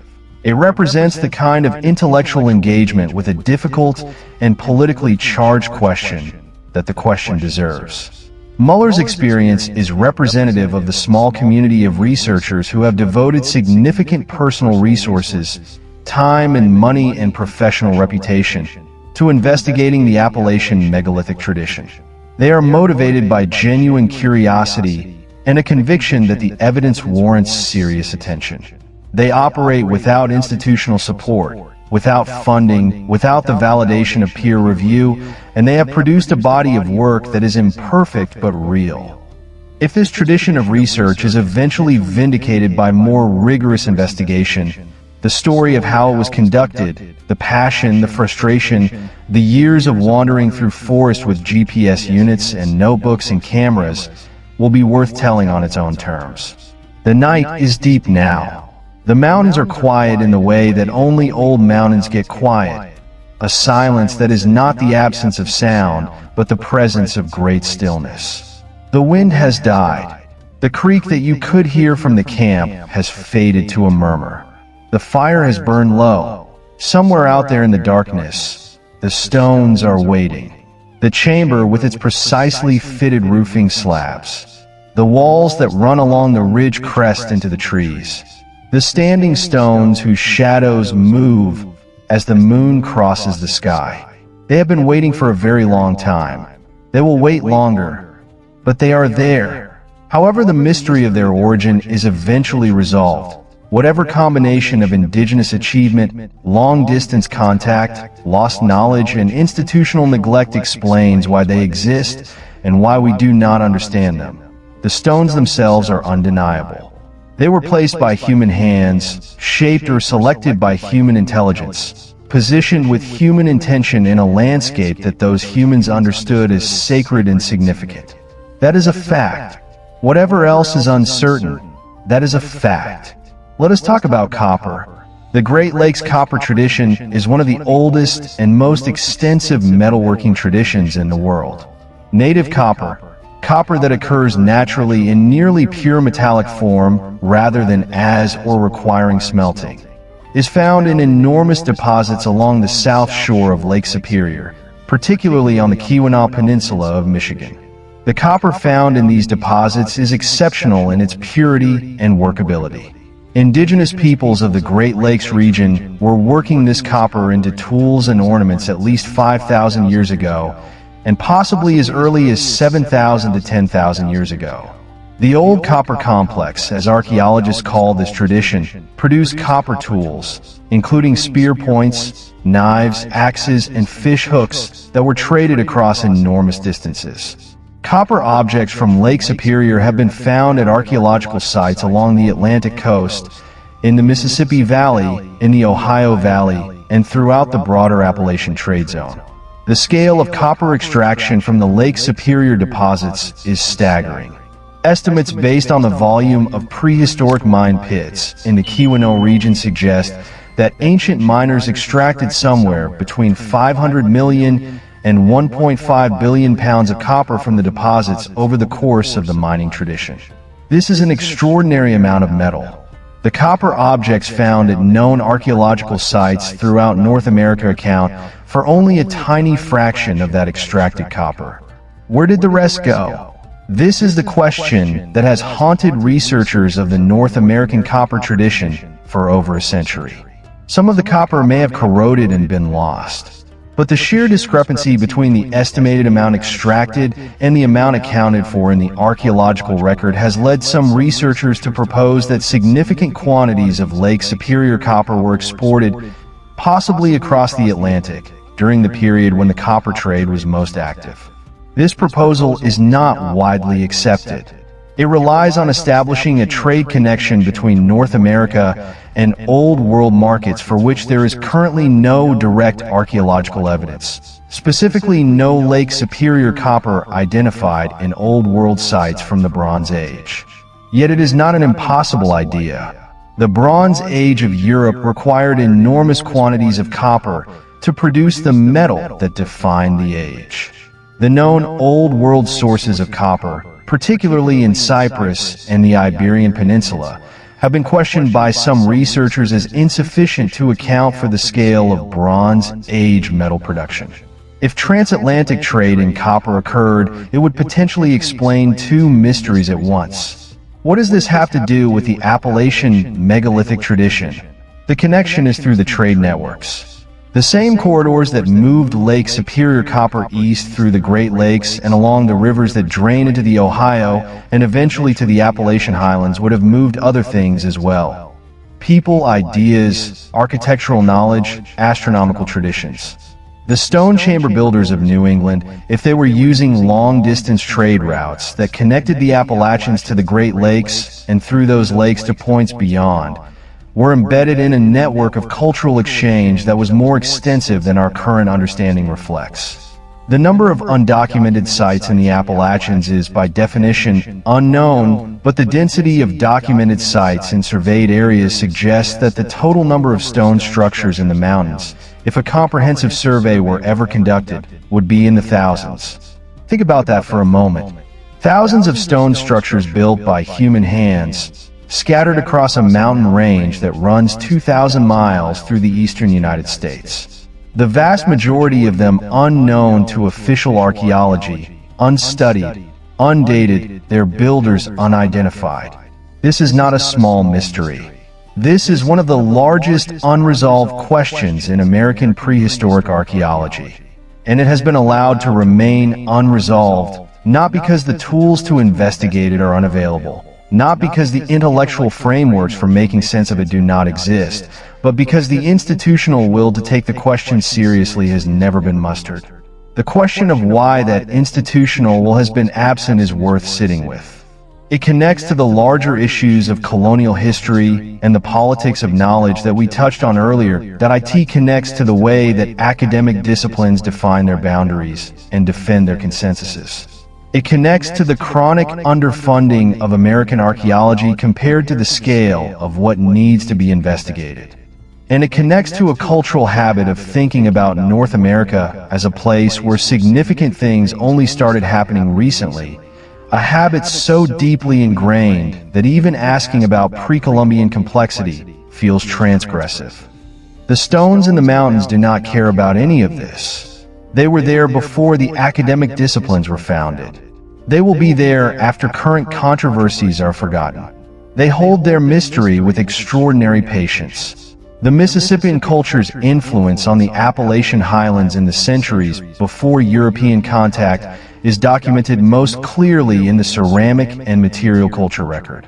Mississippian-style pottery, with its distinctive shell-tempered construction and incised decorative motifs, has been found at sites throughout the southern Appalachians. Mississippian prestige goods, shell gorgets, copper plates, and ceramic effigies appear at sites in the mountain zone that were otherwise occupied by local cultures maintaining their own traditions. This pattern of Mississippian influence reaching into the mountains without fully replacing local traditions is consistent with what anthropologists call a peer-polity interaction sphere, a system in which distinct regional cultures maintain their own identities while exchanging goods, ideas, and prestige items with neighboring complex societies.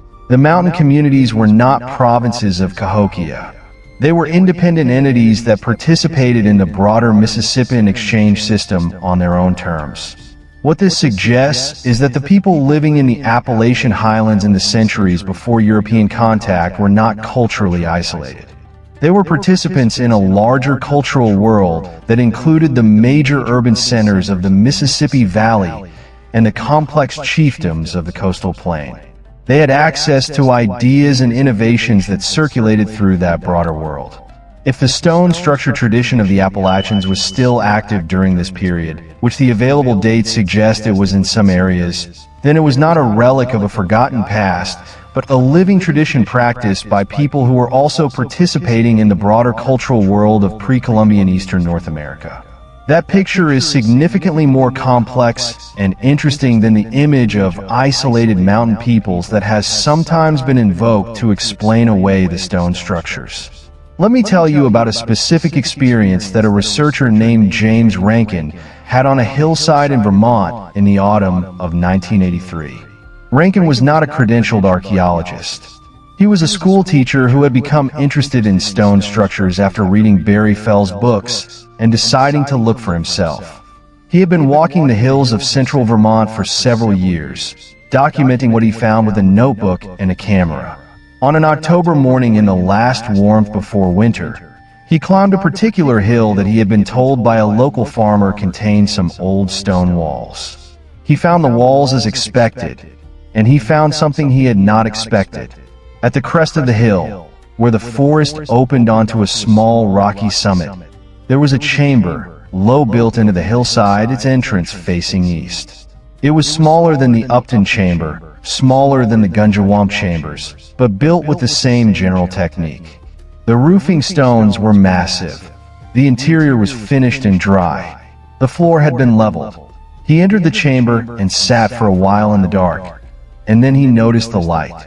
A thin beam of sunlight was entering through a crack between two roofing stones, a gap so narrow that in ordinary conditions it would admit no light at all. But on this particular morning in mid-October, The sun was at an angle that sent its light directly through that crack and cast a moving line of brightness across the chamber floor.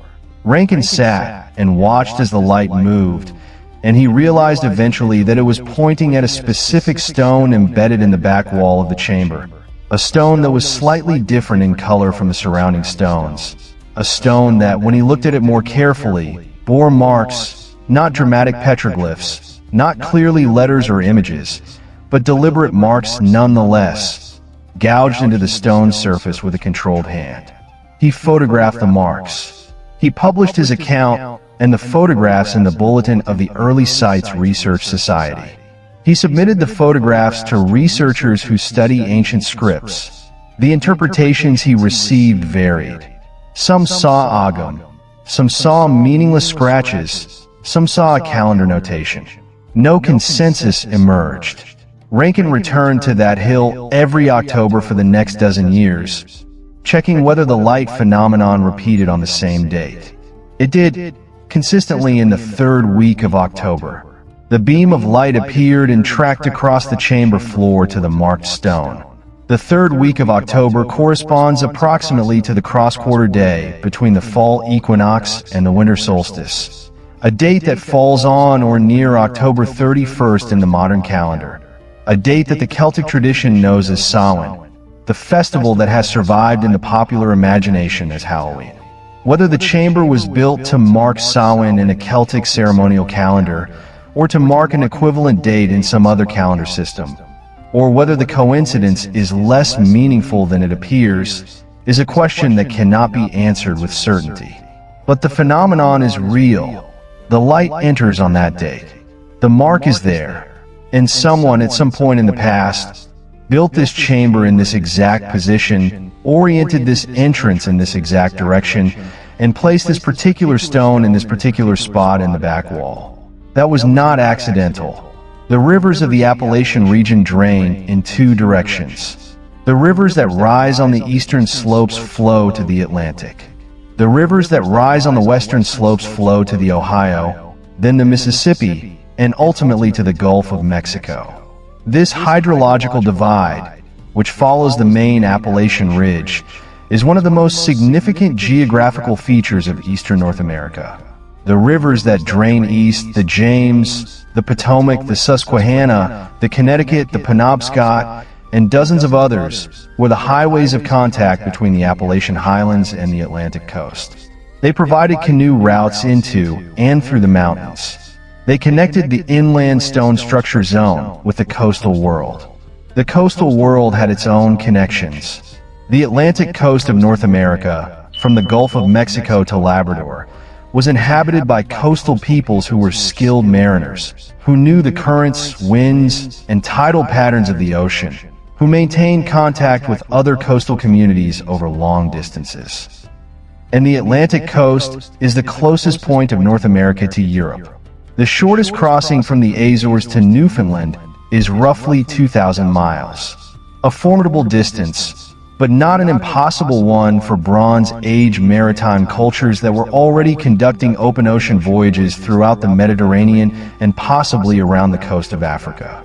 The rivers that drain west from the Appalachians connected the mountain zone to the great trade networks of the Mississippi Valley. They provided routes along which goods, ideas, and people moved between the highlands and the inland cultural centers. The Appalachian Highlands were not a backwater. They were a crossroads, sitting between the Atlantic contact zone and the interior exchange networks, receiving influences from both directions. If you want to understand why the Appalachian stone structure tradition has the character it has, diverse, widespread, stylistically varied, but recognizably related across long distances, this geographical position is the key. The mountains were not isolated. They were at the center of a web of connections. We have been in the mountains for a long time now, walking the ridges, sitting in the chambers, studying the walls that run through the dark forest. The fire, metaphorically speaking, has burned low. The stars are fully out. The Milky Way crosses the sky in the way it crosses every sky, the same as it crossed the sky over these same mountains 10,000 years ago. Somewhere out there in the darkness, perhaps a few miles away, or perhaps much closer, there is a stone that was placed by a human hand in a time before memory. It has been in the same position through all the intervening centuries, through the growth and death of uncounted forests, through all the changes in the human world above and around it. It has been rained on and snowed on and breathed on by generations of sleeping bears in winter dens. It has listened to the wind in the trees and the water in the creeks and the distant sound of the world going about its business. It does not know that we are looking for it, but it is there. The question of what we owe to this mystery is worth considering. We owe it serious investigation. The evidence that exists deserves rigorous study by researchers with the tools and credentials to do it properly. The LiDAR technology that revealed the extent of Angkor and the Maya cities should be applied systematically to the Appalachian Highlands. The dating methods that have been refined over the past decades should be applied to every suitable sample from every accessible site. The astronomical alignments that have been claimed at dozens of sites should be independently verified by qualified astronomers and archaeoastronomers. We owe it intellectual honesty.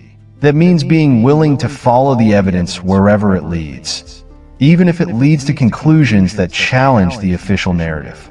And it means being equally willing to acknowledge when evidence is insufficient to support a specific conclusion, no matter how appealing that conclusion might be. We owe it respect. The people who built these structures were not props in our story. They were fully human beings living fully human lives with concerns, hopes, fears, relationships, and a deep understanding of the landscape they inhabited. Whatever we conclude about their origins and their connections, we should approach the evidence of their lives and their building with the respect that any human achievement deserves. And we owe it to ourselves, because the story of who we are is built from all of our human past, not just the portion of it that was captured in writing by people with access to writing materials and the leisure to use them. The stone structures of the Appalachians are part of the story of humanity on this continent. The full human story on this continent is longer and more complex and more impressive than the official version acknowledges. And we are all, in some sense, impoverished by the gaps in that story, by the chapters that have been dismissed or ignored or simply not investigated. The mountains hold more than we know. They always have. In the small hours of the night, when the world is quietest, the mind tends to make connections that the daylight hours refuse to allow. You are lying here somewhere in the world, and the story of these mountains is settling into you the way rain settles into soil. Not analyzed, not resolved, just absorbed the way old things are absorbed. The people who stood in those stone chambers and watched the solstice light travel across the floor did not know that we would be here thousands of years later, trying to understand what they built and why. They were simply living their lives, doing the things that their traditions told them were important, marking the significant moments of the solar year with precision and ceremony, making sure that the world stayed on course, that the sun returned, that the seasons continued to turn in their proper order. That impulse to mark the turning of the year, to acknowledge the mystery of time and light, and the regularity behind the apparent chaos of the natural world, is still with us. We have different ways of expressing it, but the underlying human need, the need to stand at specific moments and say, "The world is turning and I am here, and I acknowledge this," that need is not changed. The stones in the Appalachians are, among other things, evidence that this need is very old, older than the traditions we know, older than the histories we have written, part of something deep in human consciousness that preceded all our formal institutions and will outlast them. That is worth knowing. That is worth the long walk in the dark. There is a final thing worth saying about the Appalachian megalithic mystery, and it is perhaps the most important thing. The mountains are still there. The stones are still there. The mystery is still open. At this moment, as you are listening to this, somewhere in the Appalachian chain, there are stone structures that no researcher has visited this century, possibly no researcher has visited in living memory. There are alignments that no one has measured, chambers that no one has dated, walls that no one has mapped. There are petroglyphs weathering in isolation on boulders deep in hollows that no trail passes through. There are cairns on ridge crests so remote that the only visitors in recent decades have been ravens and the wind. The evidence is not lost. It is simply waiting for the curiosity, the resources, the intellectual honesty, and the political will to take it seriously. History is not finished being written. The story of who lived in these mountains and what they built and why and where they came from and where they went is still incomplete. The chapters we have are fragments. The chapters we are missing are more numerous than the ones we have. But the stones are patient. They have been patient for a very long time. And the mountains are not going anywhere. Somewhere out in the darkness, past the last light of the last town, up on a ridge where the old oaks lean over old stone, the mystery rests in its permanence, neither demanding nor retreating, simply there. The way the mountains themselves are simply there, old beyond our categories of old, quiet beyond our concepts of quiet. And tomorrow, or in some tomorrows to come, someone will walk up through the trees and find something they did not expect, a stone in a position that could not be accidental, a chamber that the forest has been keeping secret, a wall that leads somewhere, that points somewhere, that means something. And the mystery will open a little further. And the mountains will wait for the next question, and the stones, as they have always done, will hold their silence, patient, permanent, and full of things we have not yet learned to hear. Sleep well. The mountains are old, and the stars are steady, and the mystery is in good hands tonight, held by the same darkness that has held it for 10,000 years. Tomorrow the questions will still be there, but tonight the stones are quiet, and the ridges are dark, and the only sound is the wind in the old trees, older than anything we have built or imagined, older than our names for things, carrying the same message it has always carried through these mountains. Be still. Listen. The old world is still here. Let us begin again in a different place with a different kind of stone. The eastern face of the Blue Ridge Mountains, where they drop steeply toward the Virginia Piedmont, is a geological boundary that has mattered to human beings for a very long time. The rocks that make up the Blue Ridge core are among the oldest in the Appalachian system. Ancient metamorphic and igneous formations that have been compressed and recrystallized under heat and pressure multiple times over geological history. These rocks have a quality that other Appalachian stones do not always share. They fracture cleanly, they break along natural plains, they produce large flat slabs of relatively predictable shape. This matters because large flat slabs of predictable shape are the raw material of megalithic architecture. You cannot build a core-belt chamber from rounded river cobbles. You cannot cap a standing stone entrance with a randomly shaped boulder. The geometry of megalithic construction requires stone that can be reliably shaped or selected in flat, manageable pieces. And the Blue Ridge, along its eastern face, provides that stone in abundance. The quartzite outcroppings along the Blue Ridge front have been used by human beings for tool manufacture for at least 12,000 years. Paleo-Indian sites in the Piedmont below the mountains consistently show the use of Blue Ridge quartzite for tool production, carried sometimes hundreds of miles from its source. The quartzite was valued for its workability, its hardness, its ability to hold a sharp edge. But quartzite was also used at certain sites in the Blue Ridge foothills for construction. Standing stones of Blue Ridge quartzite appear at several sites in the transition zone between the mountains and the Piedmont, in a part of Virginia that has never been intensively surveyed for megalithic features, but where local knowledge, the knowledge of farmers and hunters and people who have walked these hills for generations, preserves accounts of unusual stone arrangements in the woods. One account collected by a local historian in the 1950s describes a site in a creek hollow west of Charlottesville, Virginia, where a group of standing stones was visible within living memory of the informants. The stones were described as arranged in an oval roughly 30 feet across with a central stone taller than the others, perhaps 5 feet in height. The site was on private land, and the landowner at the time of the account had apparently cleared the area for pasture, moving or breaking some of the stones. The historian who collected the account noted that she could not verify its accuracy, and that no physical remains of the site were visible at the time she visited. This is frustrating but typical. Oral accounts of stone sites are often the only record that survives after development or agricultural clearing has disturbed or destroyed the physical evidence. The site near Charlottesville may have been significant. It may have been a medieval field boundary. It may have been something in between. We will never know because the investigation did not happen when the evidence was intact. The archaeological record of the Shenandoah Valley contains a significant absence that has not been adequately explained. The valley was inhabited continuously for thousands of years by indigenous peoples. That is documented. The material culture record, the pottery, stone tools, and bone refuse of daily life, shows occupation stretching back at least 10,000 years. The valley's rich bottomland soil and reliable water sources made it an exceptionally good place to live. But the record of permanent construction in the valley is thin.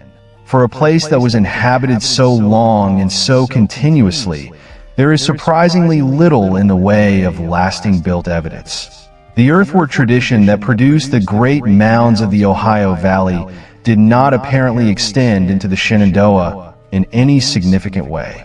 The stone construction tradition that characterizes the flanking mountains appears only sporadically in the valley bottom. Some researchers have proposed that this absence is not an absence of construction, but an absence of preservation. The valley floor, with its rich agricultural potential, has been farmed continuously since European settlement. The colonial-era clearing, plowing, and subsequent farming of Shenandoah Valley bottomland would have destroyed most surface archaeological features that were not substantially buried or built from the most massive materials. What has survived in the valley are the sites on the slopes and ridges above the farmed bottomland. And in those higher locations, the stone structure evidence does appear. Walls on ridge crests, cairns on hilltops, chamber-like features tucked into hillsides with southern exposures and spring sources nearby. The pattern suggests that the stone structure tradition was not absent from the valley. It was present in the uplands, in the places that farming has not reached, in the places where the forest has kept its secret for all the centuries since the valley was first settled by Europeans. The question of astronomical knowledge in pre-Columbian North America deserves its own extended discussion. There is a persistent cultural habit of imagining ancient peoples as astronomically naive, as people who looked up at the sky and saw only mystery, who had no systematic framework for understanding the movements of celestial bodies. This habit is not supported by the evidence. The ancestral Pueblo people of the American Southwest built structures that track the movements of the sun and moon with extraordinary precision. Pueblo Bonito in Chaco Canyon is aligned so that the rising sun on the winter solstice illuminates a specific doorway in the Great House. The Fajada Butte Sun Dagger marks the solstices and equinoxes through the interaction of spiral petroglyphs with shafts of sunlight passing between stone slabs. The entire layout of Chaco Canyon appears to incorporate astronomical alignments across a landscape scale. The Mississippian peoples of the central United States tracked celestial events with the same seriousness. The Cahokia Woodhenge, circular arrangements of large cedar posts reconstructed by archaeologists from the post-hole patterns they left in the ground, were apparently used to mark the solstices and equinoxes through the rising of the sun over specific features of the surrounding landscape. The Hopewell earthworks of the Ohio Valley incorporate astronomical alignments that have been confirmed by rigorous modern analysis. The Newark earthworks, the most extensive of the Hopewell geometric enclosures, are aligned to the lunar standstill cycle, with a precision that required sustained observation of the moon's movements over a period of at least 18.6 years, the length of the lunar nodal cycle. These are not simple or unsophisticated astronomical achievements. Tracking the lunar standstill requires careful observation over more than a generation. Building earthworks or stone structures aligned to it requires the ability to translate years of observational data into precise spatial relationships. This is exactly the kind of astronomical knowledge and engineering competence that the builders of Stonehenge and Newgrange possessed. The astronomical traditions of the pre-Columbian Americas were diverse, complex, and in some respects more sophisticated than the astronomical traditions of contemporaneous Old World cultures. The idea that the Appalachian stone structure builders, whoever they were, lacked the astronomical knowledge to produce the alignments that researchers have documented at New England and Mid-Atlantic sites is not defensible. The broader pre-Columbian cultural world of Eastern North America clearly possessed that knowledge. The question is not whether the builders could have produced precise astronomical alignments. They clearly could have.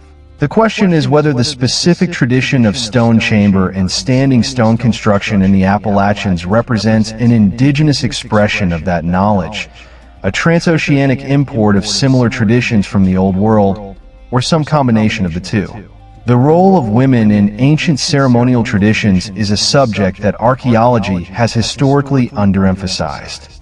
The dominant narrative in early archaeology, reflecting the biases of the era in which it was developed, tended to attribute major cultural achievements, construction projects, astronomical knowledge, long-distance trade, and religious leadership to men. Women appeared in the archaeological record primarily as subjects of burial analysis, defined by their fertility or their proximity to high-status males. More recent scholarship has significantly revised this picture. Genetic analysis of burial populations has revealed that what was previously assumed to be the burial of a male leader is often the burial of a female. Isotope analysis has shown that women in many prehistoric cultures moved between communities more frequently than men, which in a trade-based exchange system places women in the role of long-distance traders and cultural brokers rather than stay-at-home subordinates. Evidence from hunter-gatherer societies worldwide suggests that women often possess the most sophisticated ecological knowledge in the community, the detailed botanical and zoological knowledge that made the difference between thriving and starving in the context of the Appalachian megalithic tradition. This revisionary perspective raises interesting questions. The astronomical knowledge required to orient chambers and standing stones to specific solar events is not inherently male knowledge. In many traditional societies, calendarical knowledge was specifically the domain of women, linked to the feminine identification of lunar cycles, menstrual cycles, and the cycles of agricultural and gathering production. A tradition in which women served as the primary observers and recorders of astronomical phenomena would produce a tradition of astronomical architecture that expressed women's relationship to the solar year. Some researchers have noted that the winter solstice sunrise, the most common astronomical alignment in New England stone chambers, has been associated with female deity figures in multiple Old World megalithic traditions. The Irish Passage tombs, Newgrange most famously, were associated in later mythology with goddess figures and with the regeneration of life at the darkest point of the year. The winter solstice as a feminine event, marking the moment when the year's darkness reaches its greatest extent and then begins to reverse, points back toward the return of light, life, and growth, is a culturally widespread association. If the stone chamber builders of the Appalachians shared this symbolic framework, understanding the winter solstice as a pivotal moment in a feminine cosmological cycle, then the chambers were not simply astronomical instruments. They were expressions of a specific way of understanding the relationship between human beings, particularly women, and the movements of the sun. They were places where women gathered on the longest night to mark the moment of return, to celebrate the beginning of the slow journey back toward light. This interpretation is speculative.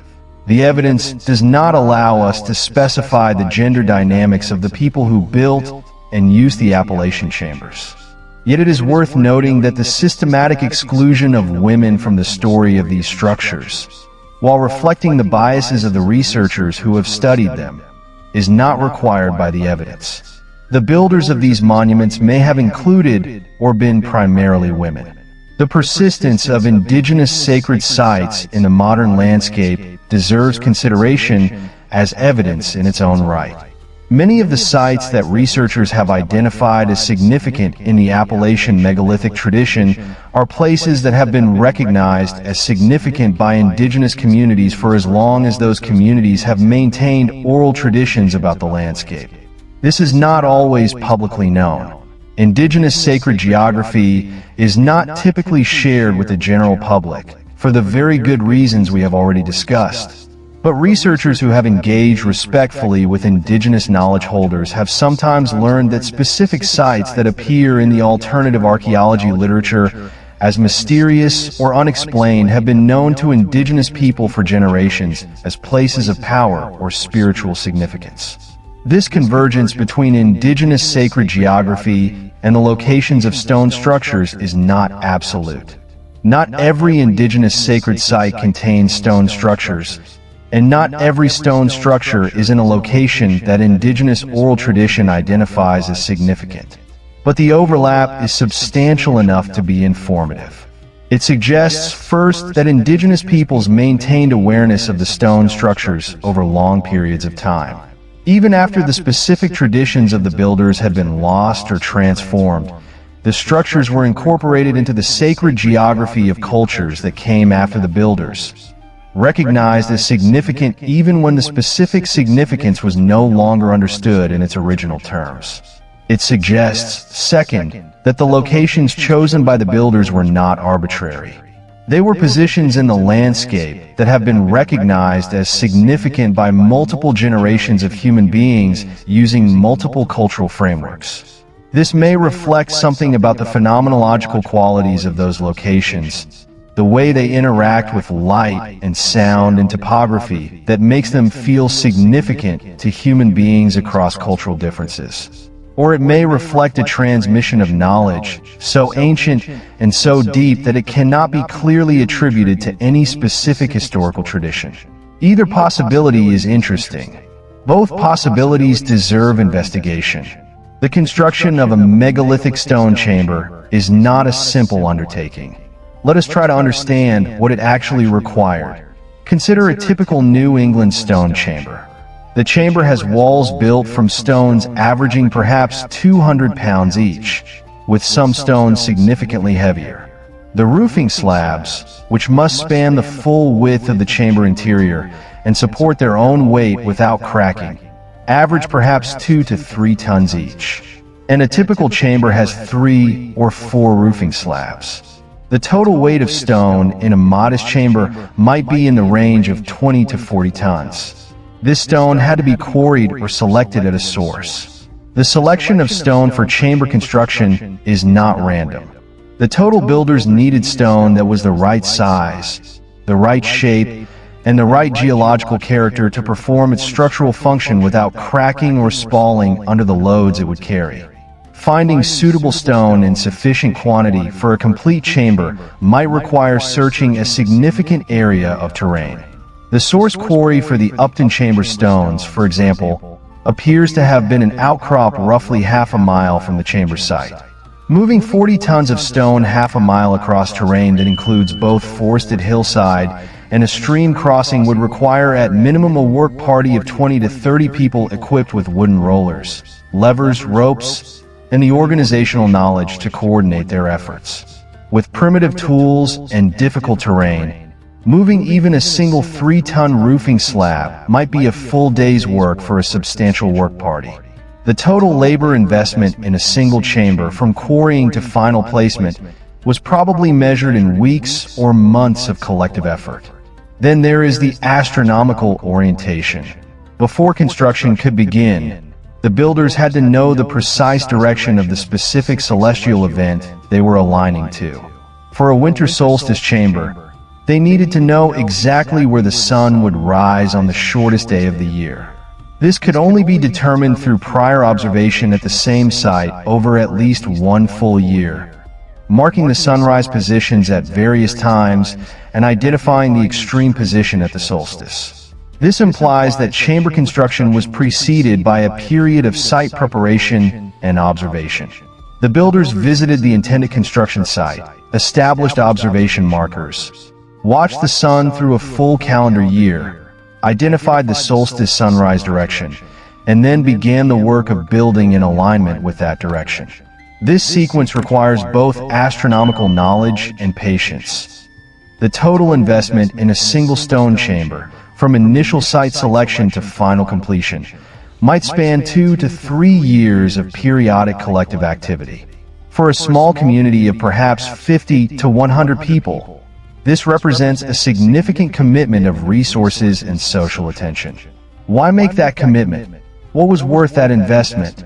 In the context of what we have discussed about the ceremonial and spiritual functions of these chambers, the astronomical alignments, the acoustic properties, the positional relationship to springs and significant landscape features, the answer seems to be that the chambers were understood as essential community infrastructure.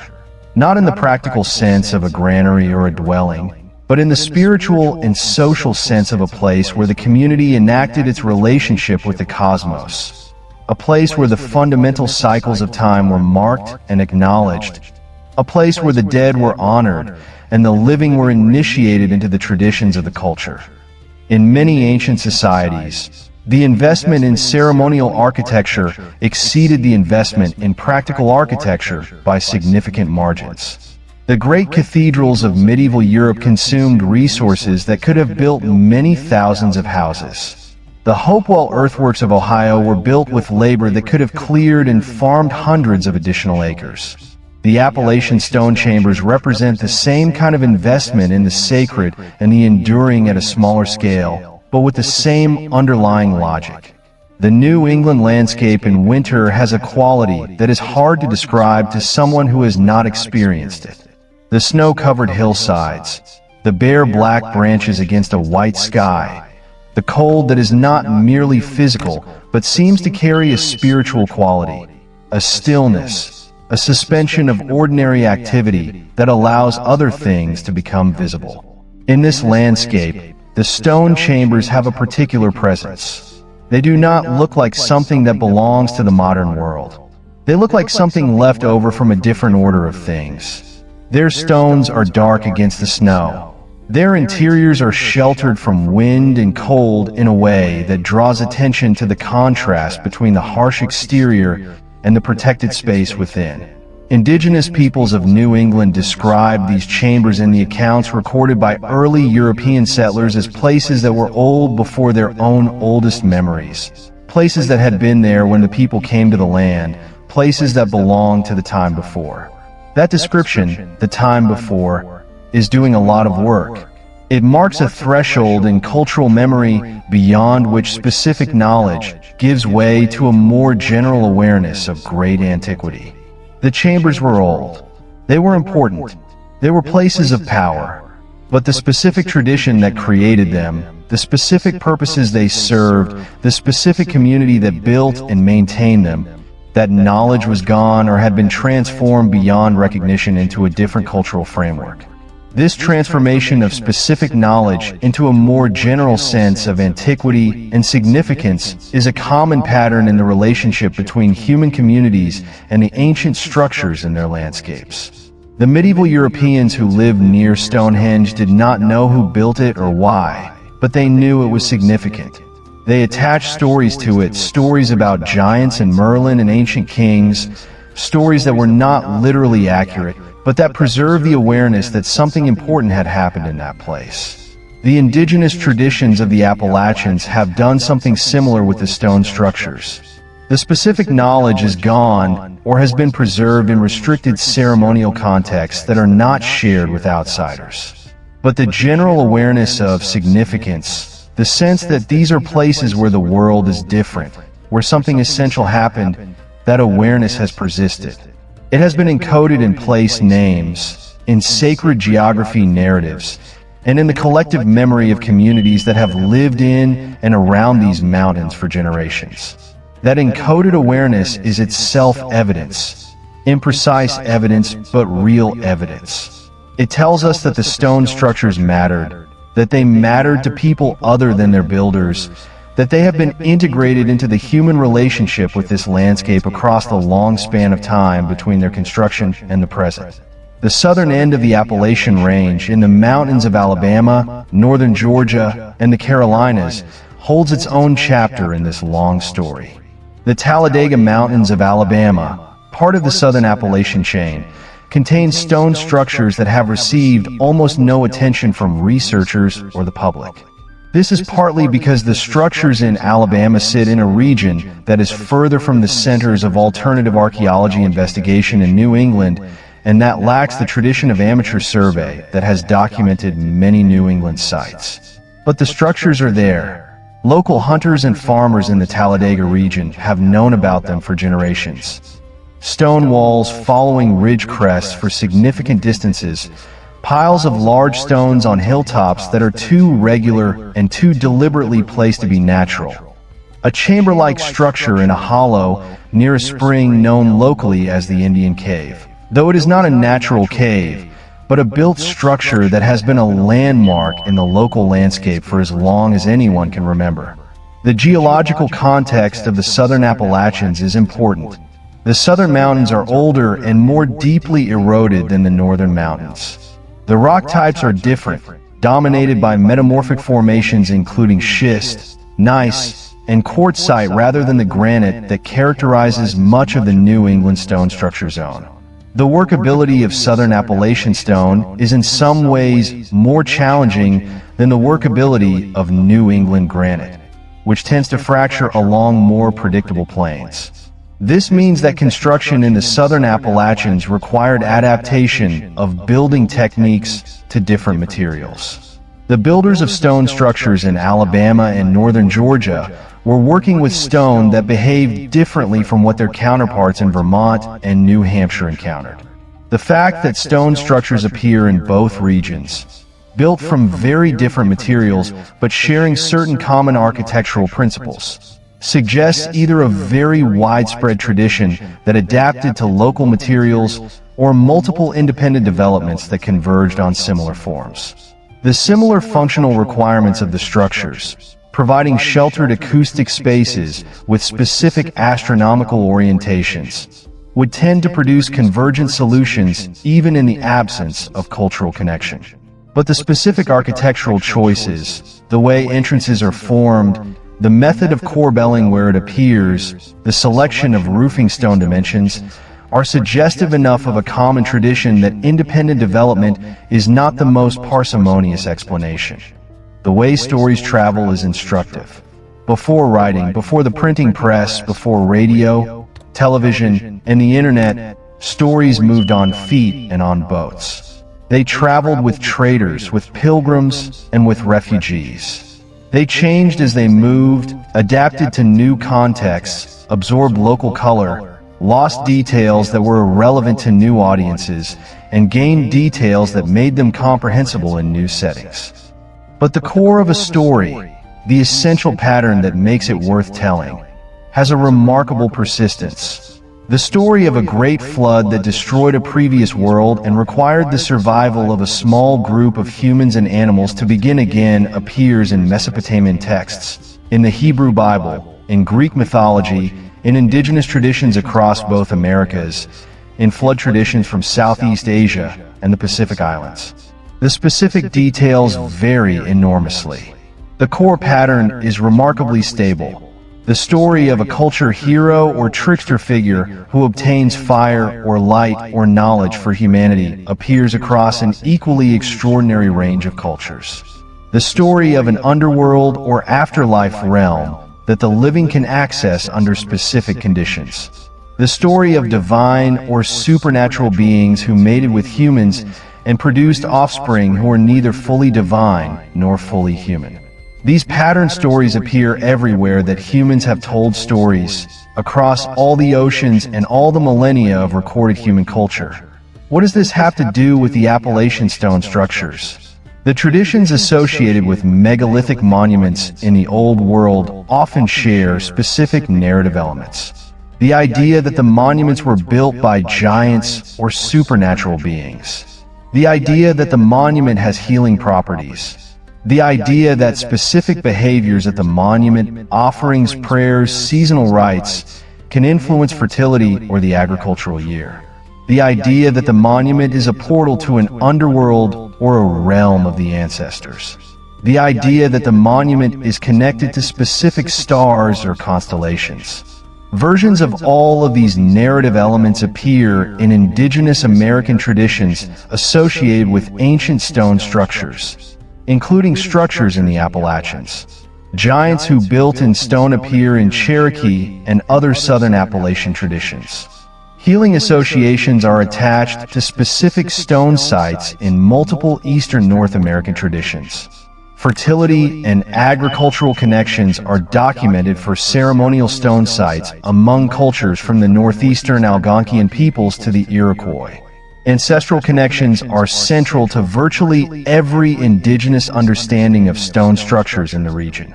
Does this mean that the indigenous traditions are descended from Old World megalithic traditions? Or does it mean that the same story patterns attach themselves to stone monuments across cultures because there is something about the human experience of ancient stone structures that consistently generates the same kinds of meaning? The honest answer is that we cannot distinguish between these possibilities from the evidence currently available. Both are plausible. Both may be partially true. The fog comes into the Appalachian valleys on certain mornings in the early spring in a way that is almost impossible to describe adequately. It moves up from the creek bottoms and the hollows, filling the low places, and the ridges emerge from it like islands, the bare hardwoods above the fog line vivid against the pale sky. From a ridge you can watch the fog move.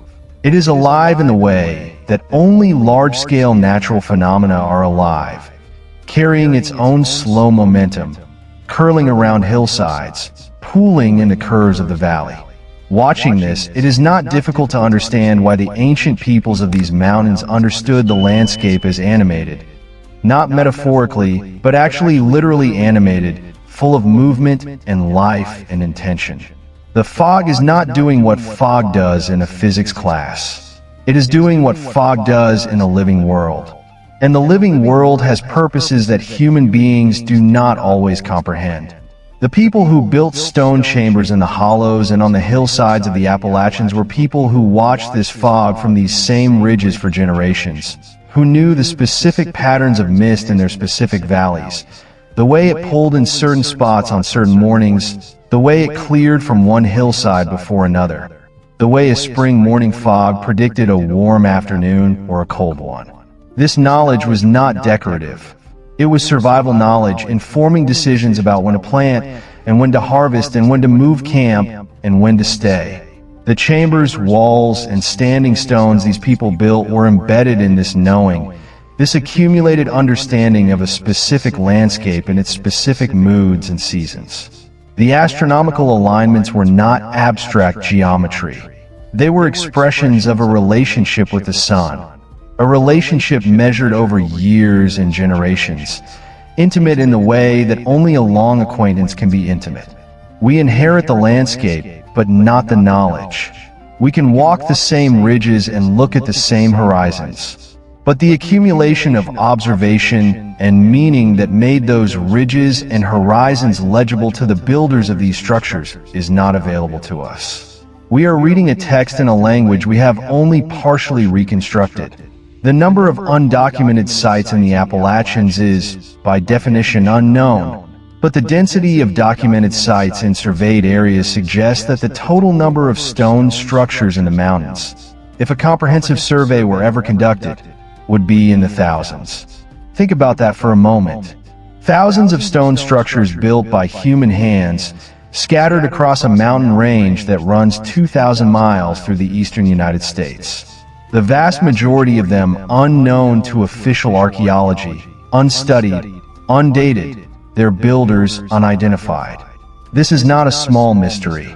This is one of the largest unresolved questions in American prehistoric archaeology, and it has been allowed to remain unresolved, not because the tools to investigate it are unavailable, not because the intellectual frameworks for making sense of it do not exist, but because the institutional will to take the question seriously has never been mustered.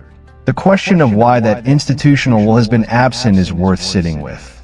It connects to the larger issues of colonial history and the politics of knowledge that we touched on earlier. It connects to the way that academic disciplines define their boundaries and defend their consensuses. It connects to the chronic underfunding of American archaeology compared to the scale of what needs to be investigated. And it connects to a cultural habit of thinking about North America as a place where significant things only started happening recently, a habit so deeply ingrained that even asking about pre-Columbian complexity feels transgressive. The stones in the mountains do not care about any of this. They were there before the academic disciplines were founded. They will be there after current controversies are forgotten. They hold their mystery with extraordinary patience. The Mississippian culture's influence on the Appalachian highlands in the centuries before European contact is documented most clearly in the ceramic and material culture record.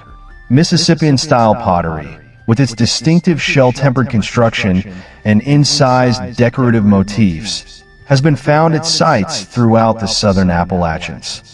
Mississippian prestige goods, shell gorgets, copper plates, and ceramic effigies appear at sites in the mountain zone that were otherwise occupied by local cultures maintaining their own traditions. This pattern of Mississippian influence reaching into the mountains without fully replacing local traditions is consistent with what anthropologists call a peer-polity interaction sphere, a system in which distinct regional cultures maintain their own identities while exchanging goods, ideas, and prestige items with neighboring complex societies.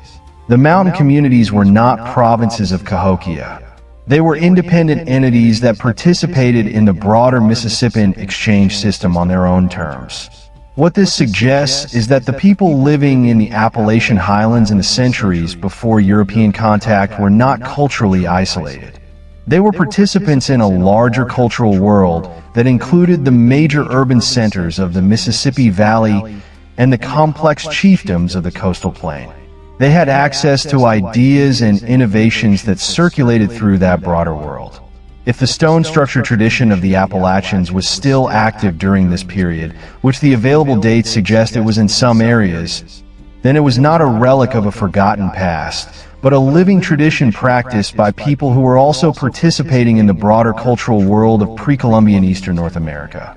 That picture is significantly more complex and interesting than the image of isolated mountain peoples that has sometimes been invoked to explain away the stone structures. The mountain Cherokee have a tradition about a ceremony that was performed at stone sites on the night of the first new moon after the winter solstice. The ceremony involved the lighting of new fire. New fire started fresh rather than carried from the previous year's flame, and the distribution of that new fire to all the households of the community. The new fire represented a new beginning, a fresh start for the year that the winter solstice had just turned toward the light. The stone site where the new fire was kindled was not a random location. It was a specific place that had been associated with this ceremony for as long as the oral tradition could remember, a place where the ancestors had performed the same ceremony in the same way, and where the ceremony had a particular power because of the accumulated weight of all the times it had been performed before.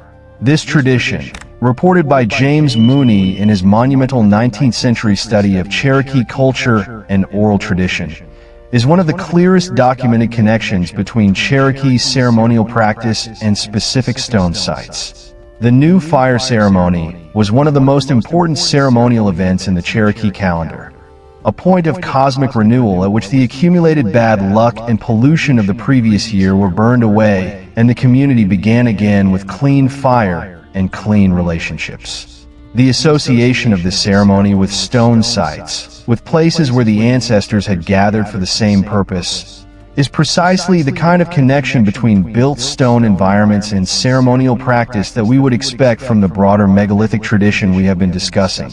It does not prove that the stone sites in question were built by the Cherokee or by their immediate predecessors, but it shows that the Cherokee, at the time of European contact, understood stone sites in their landscape as ceremonial locations with deep time depth, as places where the ancestral practices of their culture had been enacted and where the power of those practices was accumulated and available.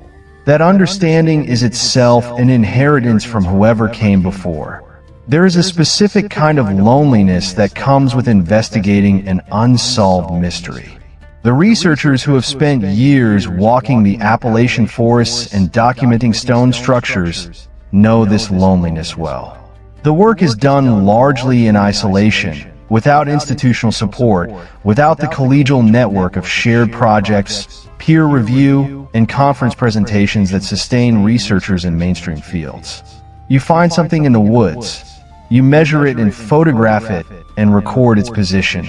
You write it up as carefully as you can, and then you send it out into a world that largely does not want to hear it.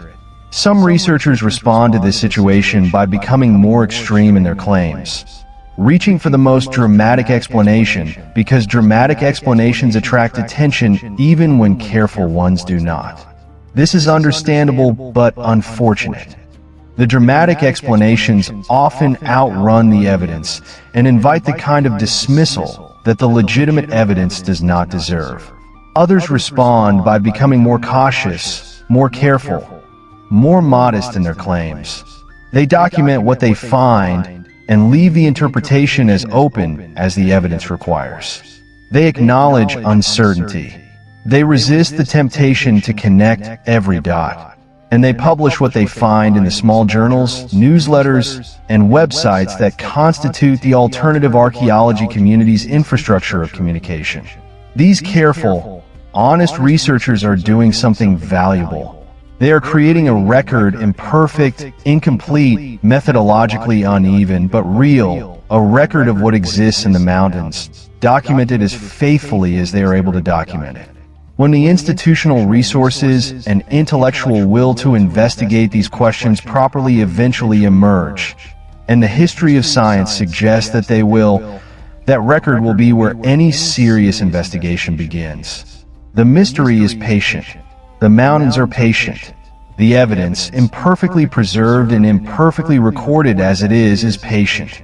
And the question of who built what in these mountains, and why will eventually receive the investigation it deserves. Let us think for a moment about deep time, not the geological deep time of the mountains themselves, which we touched on at the beginning, but the deep time of human habitation.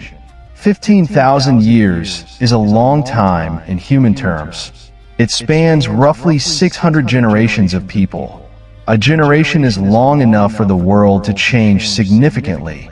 600 generations is long enough for the entire recorded history of human civilization to happen multiple times over.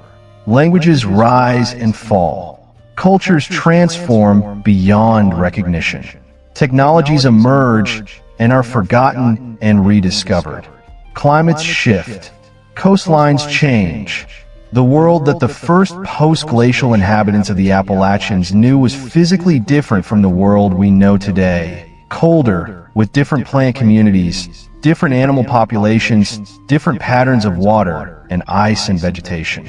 In those 15,000 years, the people of the Appalachians went through changes that we can barely trace in the archaeological record. Cultures formed and dissolved and reformed. Languages evolved and diverged. Technologies were developed and sometimes lost. Trade networks connected distant communities and then contracted as political circumstances changed. Sacred traditions were maintained for centuries and then abandoned or transformed. Through all of this, people built in stone, not constantly, not everywhere, not in all periods with equal intensity, but the impulse to mark the landscape in durable materials, to create spaces that would outlast any individual or generation.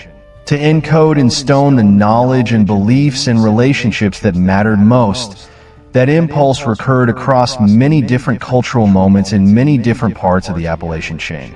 The stone structures we are discussing are the surviving nodes in this 15,000-year network of human activity. They are the places where the impulse to build in stone was strong enough and the conditions favorable enough to produce structures durable enough to survive to the present. For every structure that has survived, how many were built in locations less protected from erosion and development and did not survive? For every structure that we have found, how many remain hidden under the leaf litter of unvisited hollows? The surviving stones represent a small sample of a large phenomenon.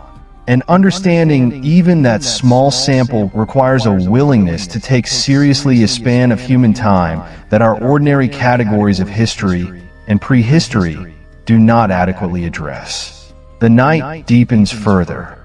The wind has picked up slightly, moving through the canopy of the old oaks in a sound that is ancient and familiar.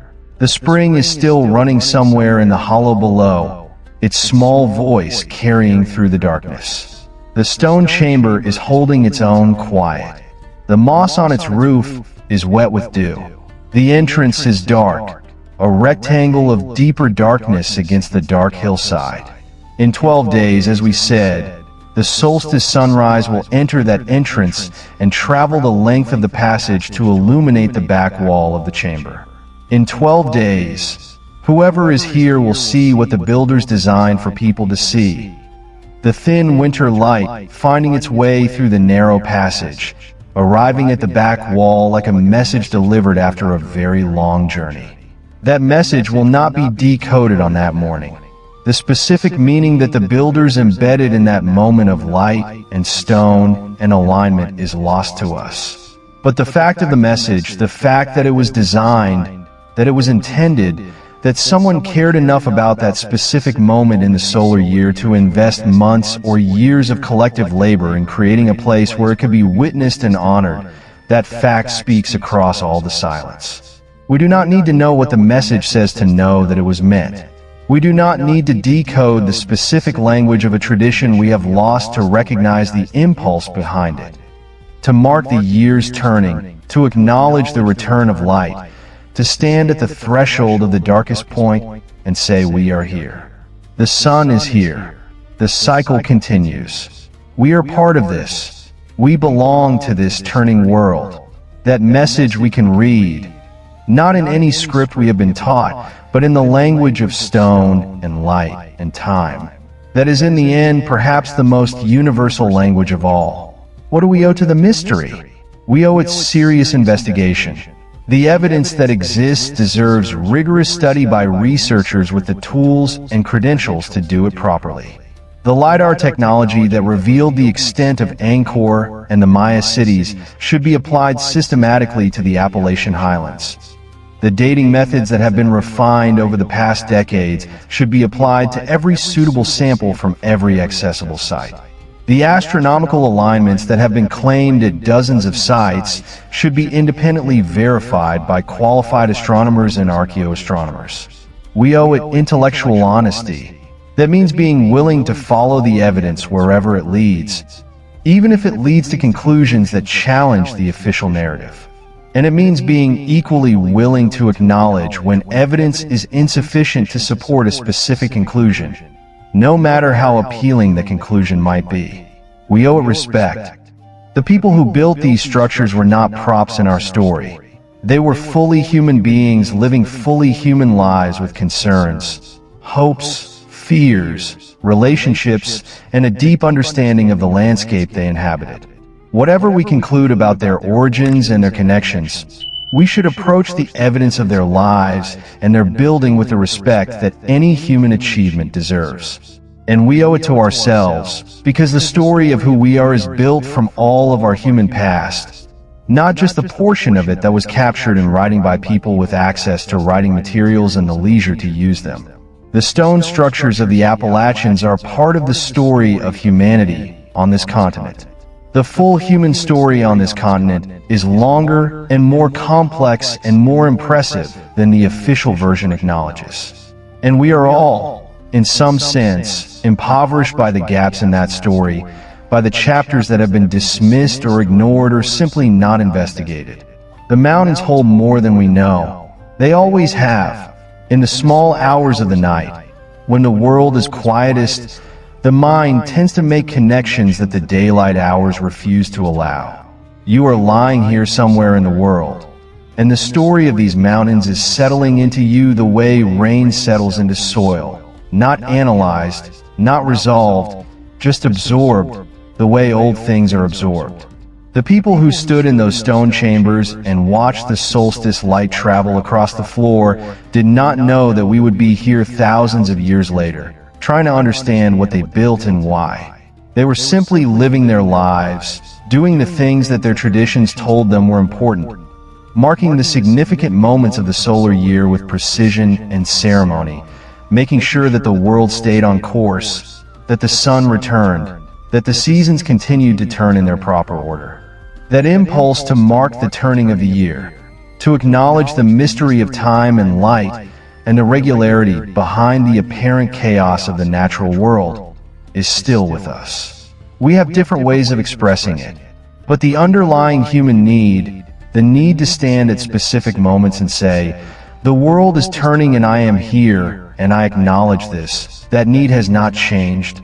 The stones in the Appalachians are, among other things, evidence that this need is very old, older than the traditions we know, older than the histories we have written, part of something deep in human consciousness that preceded all our formal institutions and will outlast them. That is worth knowing. That is worth the long walk in the dark. There is a final thing worth saying about the Appalachian megalithic mystery, and it is perhaps the most important thing.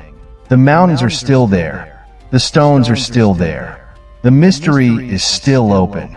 At this moment, as you are listening to this, somewhere in the Appalachian chain, there are stone structures that no researcher has visited this century, possibly no researcher has visited in living memory.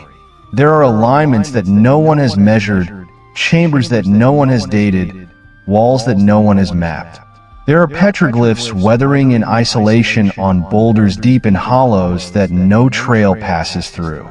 There are cairns on ridge crests so remote that the only visitors in recent decades have been ravens and the wind. The evidence is not lost. It is simply waiting for the curiosity, the resources, the intellectual honesty, and the political will to take it seriously. History is not finished being written. The story of who lived in these mountains and what they built and why and where they came from and where they went is still incomplete.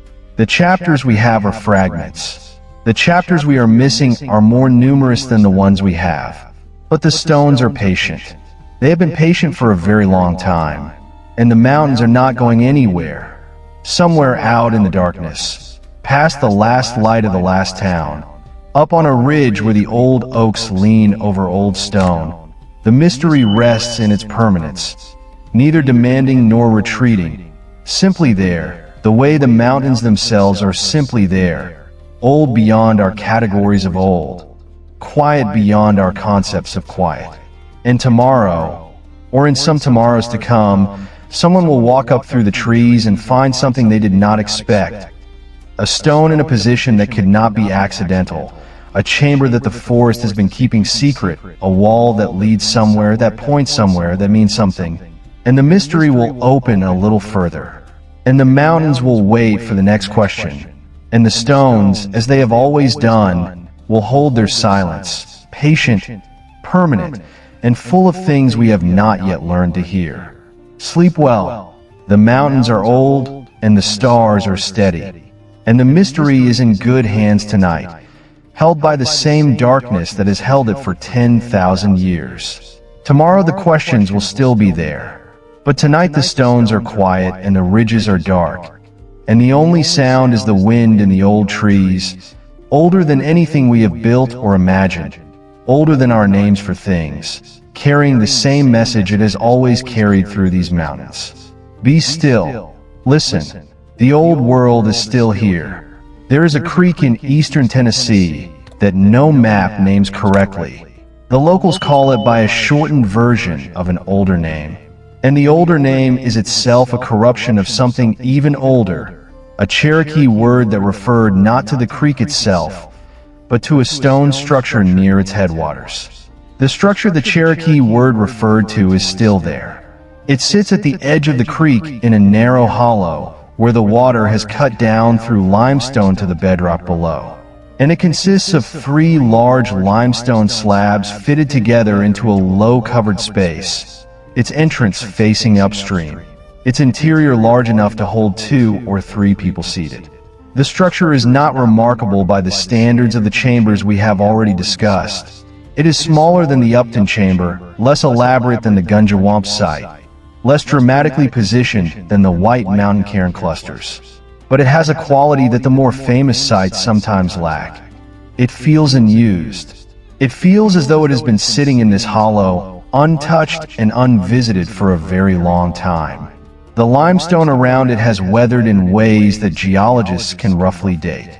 The stone surfaces that were exposed to weathering when the structure was built show a depth of dissolution and recrystallization that suggests several centuries of exposure at minimum.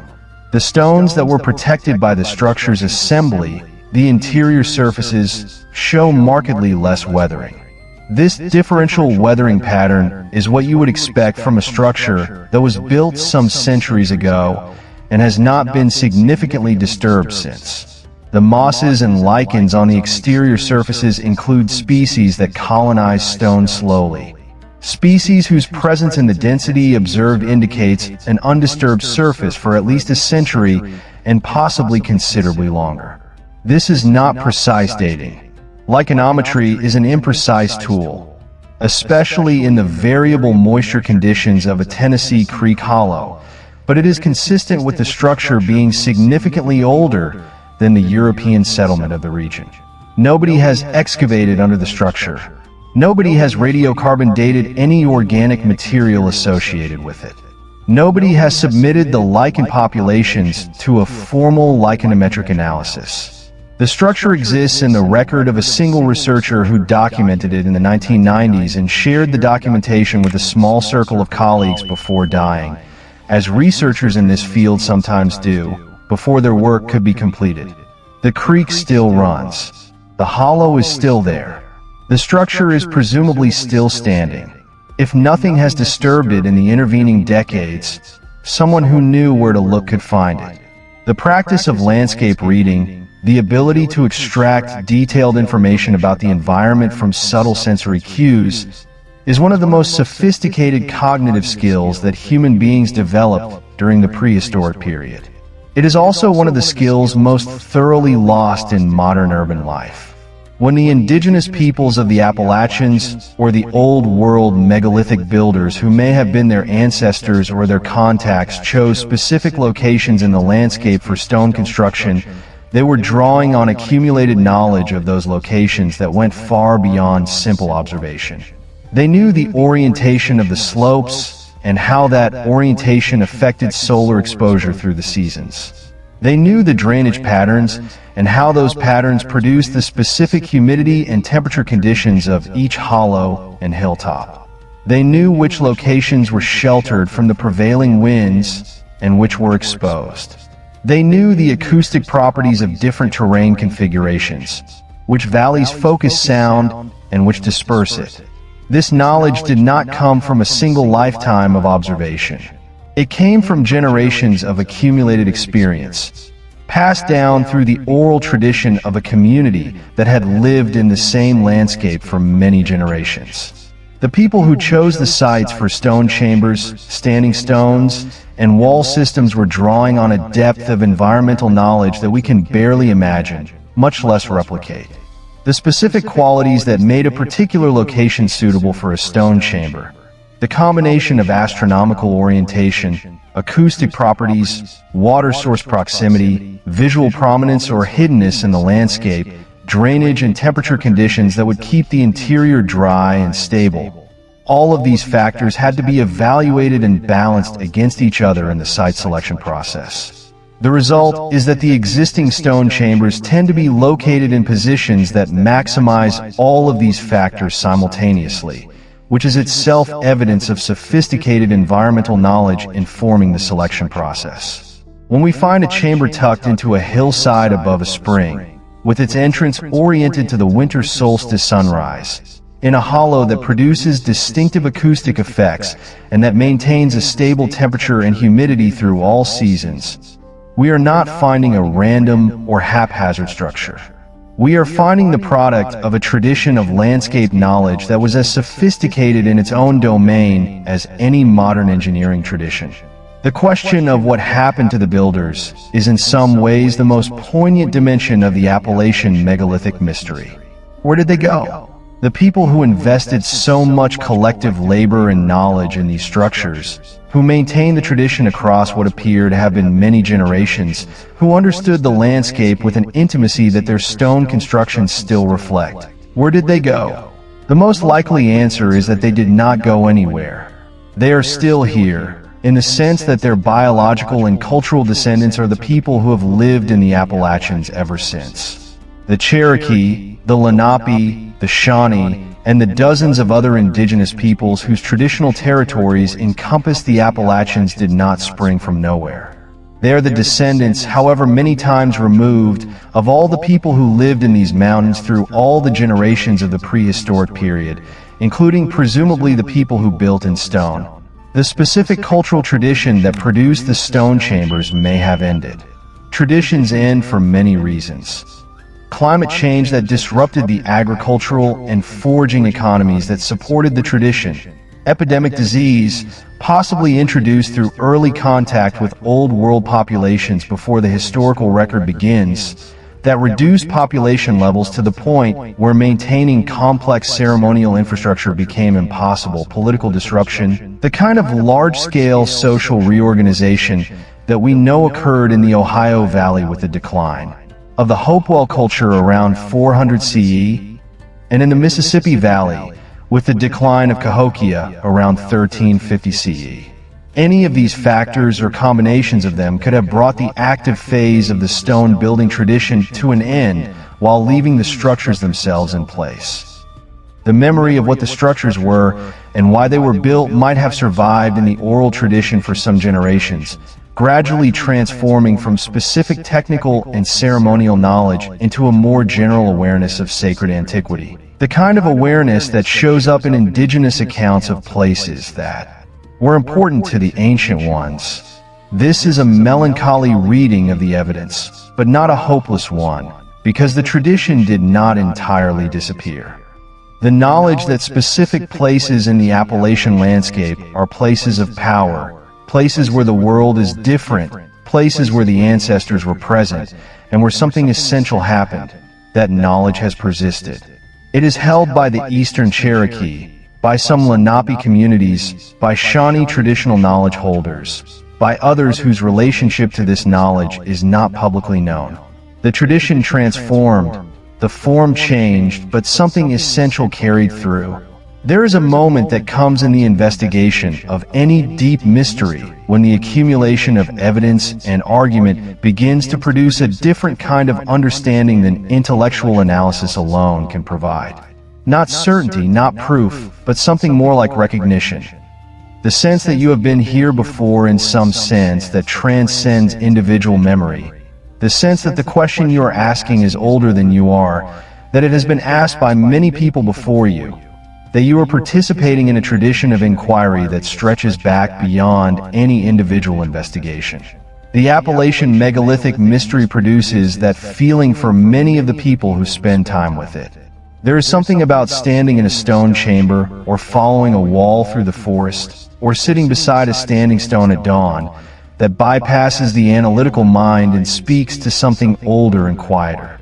Not a supernatural experience, not a mystical revelation, but a quality of awareness that the ordinary categories of thought do not quite capture.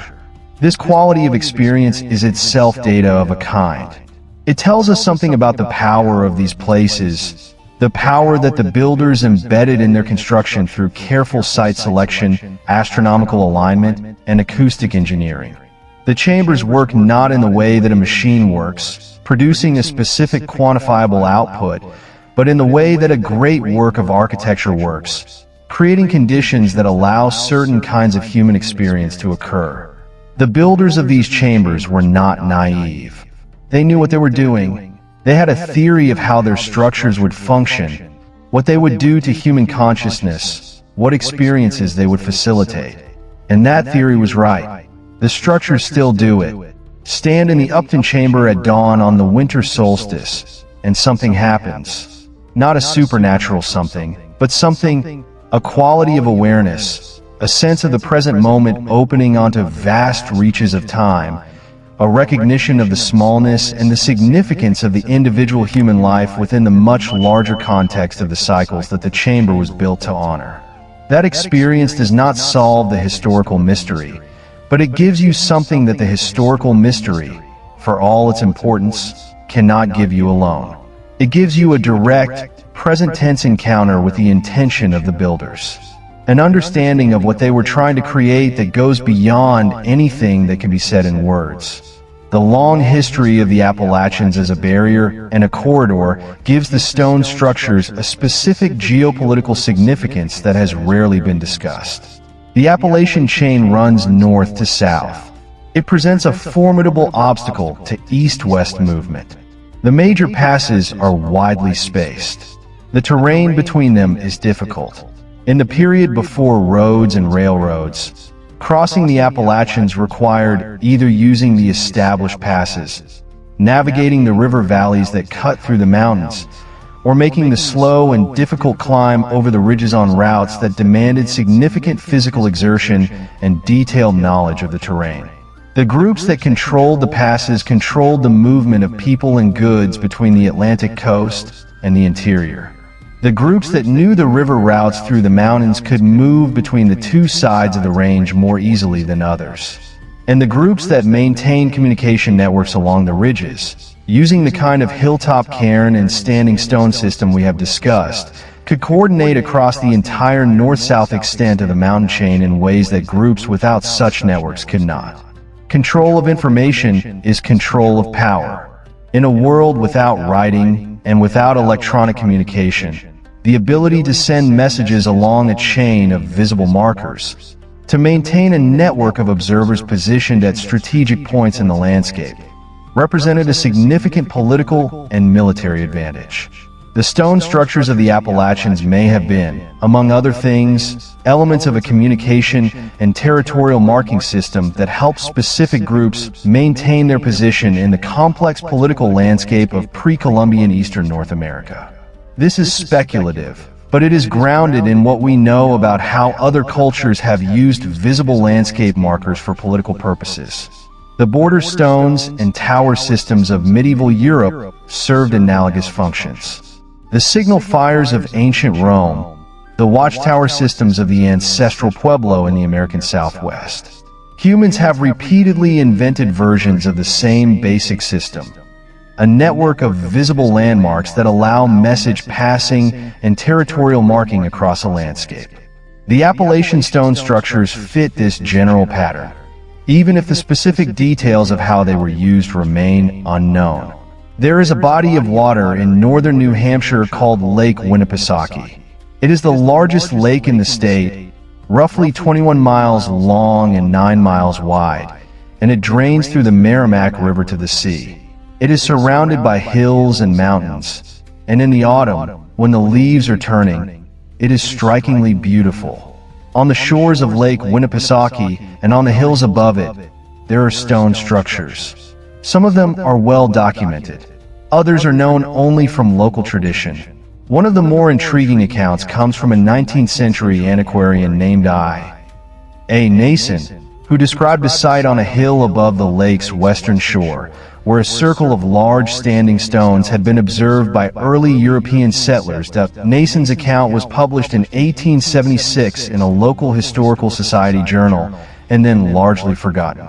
In the 20th century, a researcher following up on Nason's account visited the general area and found not the circle of standing stones that Nason described, but a series of large stones arranged in a line running roughly north to south along a ridge crest, with one stone at the northern end that was significantly taller than the others and that appeared to have been worked, its upper surface smoothed and flattened in a way that suggested intentional modification. Whether this is the same site that Nason described, and whether the circle of standing stones he reported had been partially disturbed in the intervening century is unknown. The site was not formally documented. The researcher who visited it published a brief account in a now obscure journal. And the tall worked stone on the ridge above Lake Winnipesaukee stands where it has always stood in the forest, its significance and its origin as mysterious as ever. The solstice traditions of the pre-Columbian eastern United States have been documented in the ethnographic literature with enough detail to give us a sense of how the astronomical awareness embedded in the stone structures would have been expressed in living ceremonial practice. The Cherokee green corn ceremony, known as Selu Olsti, the ceremony of the Corn Mother, was the most important ceremonial event of the Cherokee year. It was timed to the first full moon after the summer solstice and involved a purification of the community, a renewal of the sacred fire, a celebration of the new corn harvest, and a series of dances and ritual performances that re-established the proper relationships between the human community and the spiritual powers that govern the natural world. The timing of the ceremony to the first full moon after the summer solstice means that Cherokee ceremonial leaders had to track both the solar calendar to identify the solstice and the lunar calendar to identify the appropriate full moon. This dual tracking of solar and lunar cycles is precisely the kind of astronomical sophistication that the construction of solstice-aligned chambers and lunar standstill-aligned earthworks implies. The green corn ceremony was not unique to the Cherokee. Versions of it were practiced by indigenous peoples throughout the southeastern United States, including the Creek, the Choctaw, the Chickasaw, and others. Its widespread distribution suggests an ancient origin, predating the differentiation of the southeastern cultural groups into the distinct peoples that European explorers encountered. The ceremony carried a common astronomical framework across an enormous cultural area, a framework that had to have originated in a period when the cultures of that area were more closely connected than they were at the time of European contact. The stone structures that predate all of these historically known cultures may have been built within, or may have helped to establish, an ancestral version of that astronomical framework. The same attention to solstice timing, the same integration of solar and lunar observation, the same understanding of the year as a cycle of specific significant moments to be marked and honored, runs through the archaeological evidence of the stone structures and the ethnographic evidence of the historical ceremonial traditions. This continuity does not require unbroken cultural transmission from the stone builders to the historically documented cultures. It may represent the persistence of a very deep and very widespread human understanding of time and season, an understanding that expressed itself differently in different cultural contexts, but drew on a common bedrock of observational knowledge about the sky. The wind is changing. It often does here in the mountains in the late night hours, when the temperature inversions of the valley are disrupted by the cooling of the high country. The new wind comes from the northwest, carrying with it the smell of rain that has fallen somewhere over the ridges to the west, a cold rain smell that mixes with the old leaves, the stone, and the faint trace of the spring below. The stone chamber in the hollow does not notice the wind. It has not noticed anything in the centuries since it was built. It simply stands, its mass indifferent to weather, its stones fitting together in their patient arrangement, its entrance waiting for the dawn that will come, and for the solstice dawn that will come in 12 days, as it has come every year for as long as the chamber has existed. There is a comfort in that, in the permanence of stone, in the fact that some things are built to last, and that they do last, outlasting the intentions of their builders, outlasting the cultures that created them, outlasting even the memory of what they were for. The comfort is not the comfort of certainty. The mystery of these structures is real, and it may never be fully resolved, but it is the comfort of continuity. The sense that the human relationship with this landscape, with these specific hills and hollows and ridge crests and springs, is very old, that the landscape has been known, loved, marked, and honored by human beings for far longer than our ordinary history acknowledges. That we are not the first to stand here in the darkness and feel the weight of these mountains. That weight is a kind of company, the company of the dead, the company of all the people who have stood in these specific places across the long span of time since the first person came to this mountain country and found it worth inhabiting. Their presence is not supernatural. It is simply the fact that they were here and they built things, and those things are still here. And standing near them connects you, however tenuously, to the chain of human presence that the buildings represent. That chain is the real subject of the Appalachian megalithic mystery.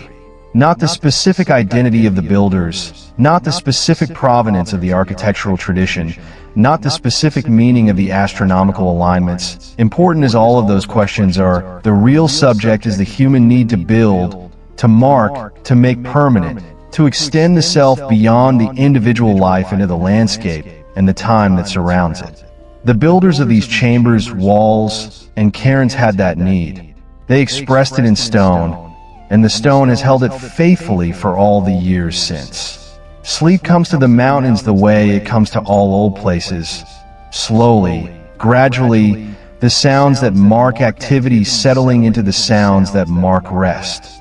The last birds falling silent, the insects finding their chorus and holding it as the temperature drops.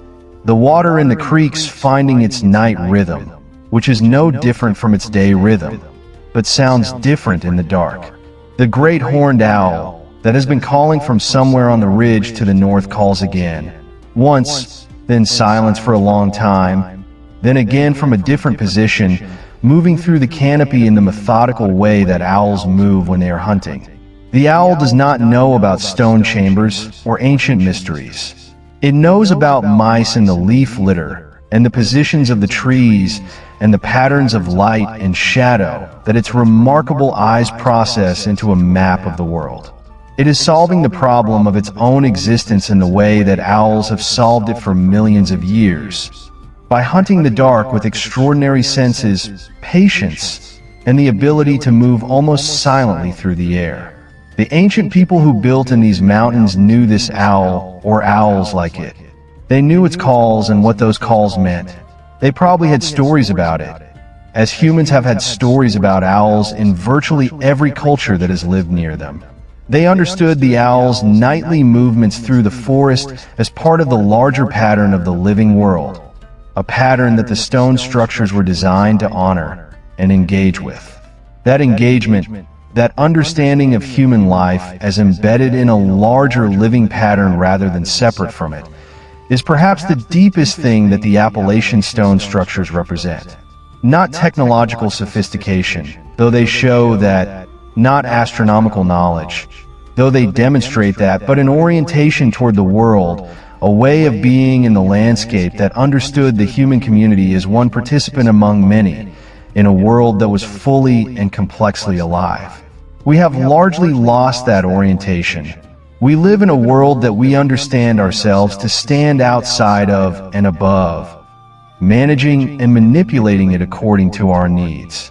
The consequences of that orientation are becoming increasingly apparent. The stone chambers of the Appalachians are not a solution to the problems of modernity. They are not a blueprint for how we should live, but they are a reminder that the orientation we now take as natural and inevitable is actually a recent and possibly temporary departure from a much older understanding of what it means to be human in a living world. That reminder is worth something. It is worth going into the mountains to find. It is worth sitting within the dark, letting it settle into the places in the mind that are not reached by analysis or argument.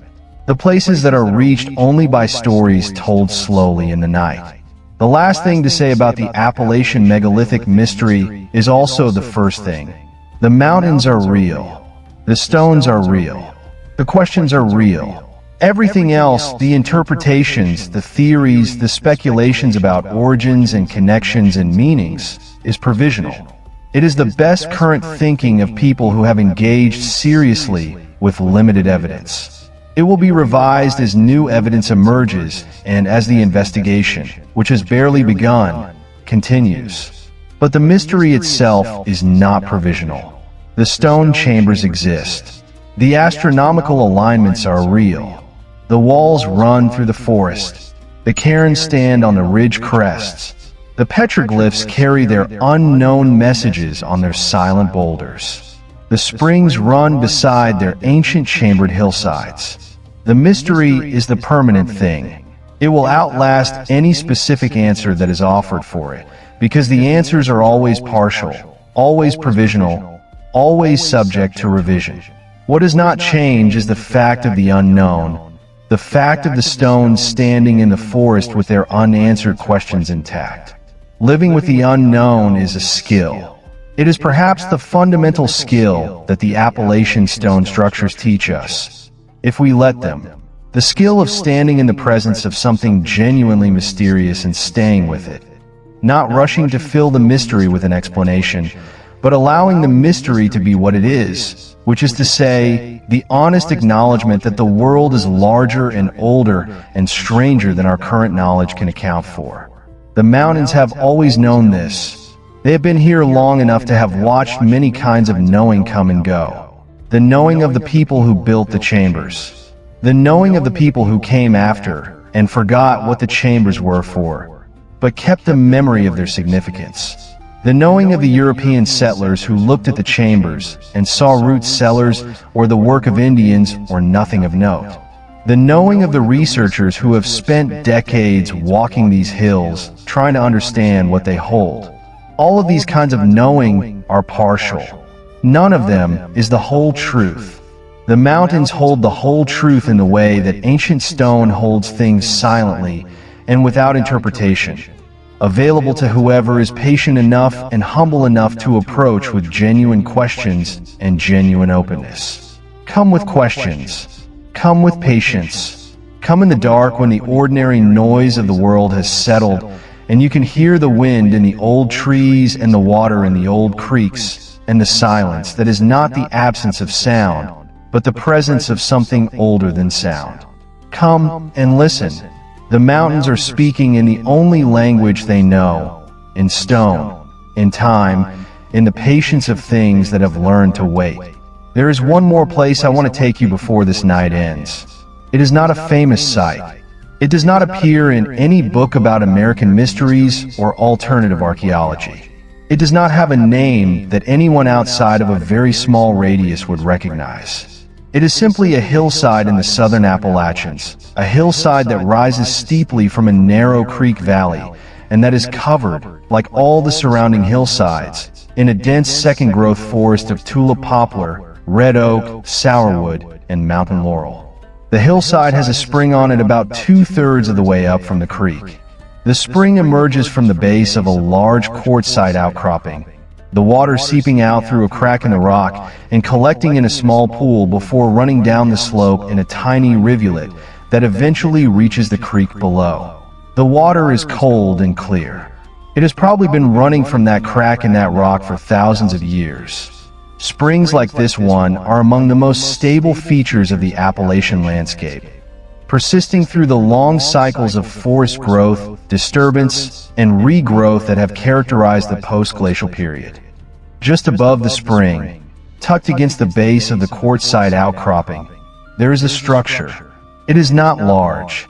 It consists of 4 flat stones, 2 upright slabs forming the sides of a narrow entrance, a large capstone laid across the top, and behind these, 2 more upright slabs enclosing a small interior space perhaps 4 feet wide and 3 feet deep. The floor of the interior is level, slightly concave, as if it has been scooped or worn smooth. The stones are fitted together without mortar, their surfaces in close contact, the weight of the capstone stabilizing the uprights. The structure faces downslope toward the southeast. On the mornings of the spring and fall equinoxes, The rising sun enters the entrance of the structure and illuminates the back wall. Nobody built this structure last year or last decade or last century. The quartzite surfaces show weathering consistent with many decades of exposure at minimum. The lichen colonies are old.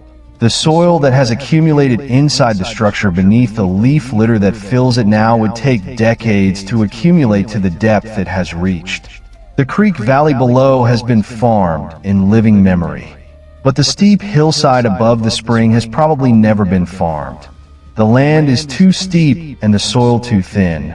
It has been used for timber, cut and recut over the past century and a half. But the cutting did not disturb the stone structure. It is still here. No researcher has formally documented this structure. The farmer who owns the land knows it is there and calls it the old rock hut, assuming without strong reason that it is some kind of old shelter built by early settlers. He has never investigated it further and has no particular curiosity about it. It sits on his property, which he uses for hunting and timber, and it is simply a feature of the landscape that he knows is there. I am telling you about this specific site not because it is the most important or dramatic site in the Appalachians. It is not, but because it represents something important about the nature of this mystery. Most of the evidence for the Appalachian megalithic tradition is not in dramatic, well-documented sites like Mystery Hill or Upton. It is in small, unnamed, undocumented structures like the one above the spring on this unnamed hillside. It is in the accumulated anecdotal knowledge of landowners, hunters, and farmers who know something unusual is on their property, but have never had reason to investigate further.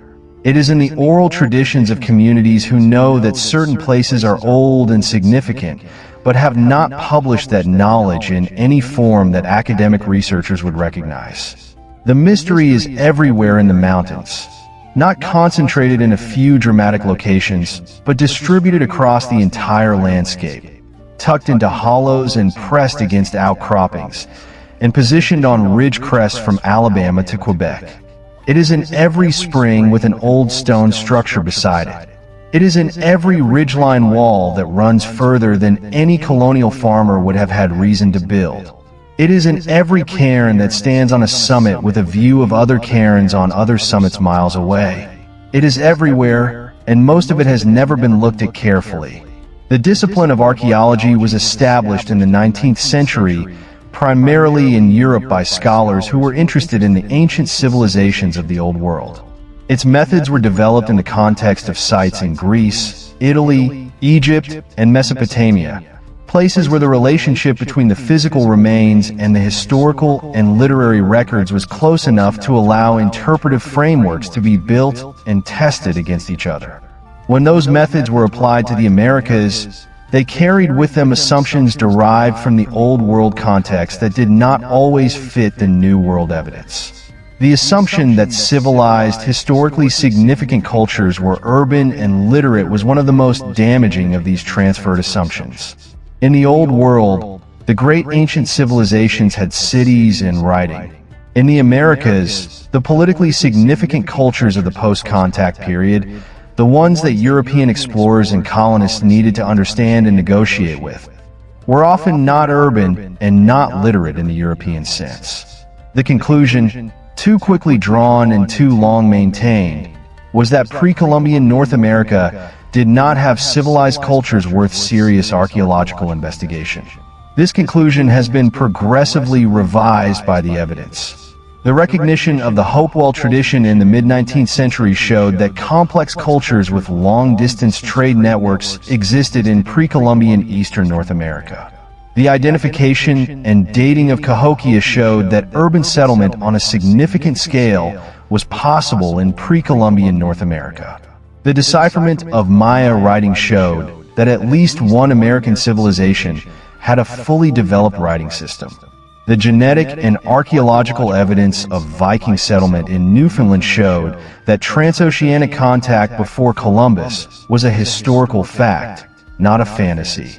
Each of these revisions required overcoming significant institutional resistance. Each of them was initially dismissed by the dominant scholarly consensus and only gradually accepted as the evidence became impossible to ignore.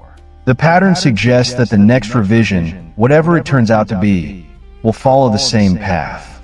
The Appalachian megalithic tradition may be that next revision, or it may be part of a larger revision that encompasses several related questions simultaneously. The full extent of pre-Columbian cultural complexity in eastern North America, the possible existence of transatlantic contacts before the Viking period, the age and sophistication of astronomical and architectural knowledge in pre-Columbian North America.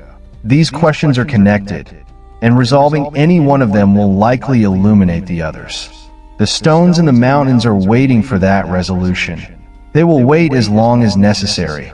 It is very late now. The night has deepened past the point where the hours seem to matter, into that territory beyond midnight where time moves differently and the distance between sleeping and waking becomes permeable. The owl has stopped calling. The wind has settled.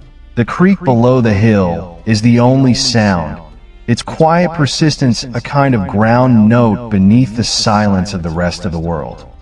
The stone chamber at the base of the quartzite outcropping is dark and still. The spring beside it is running.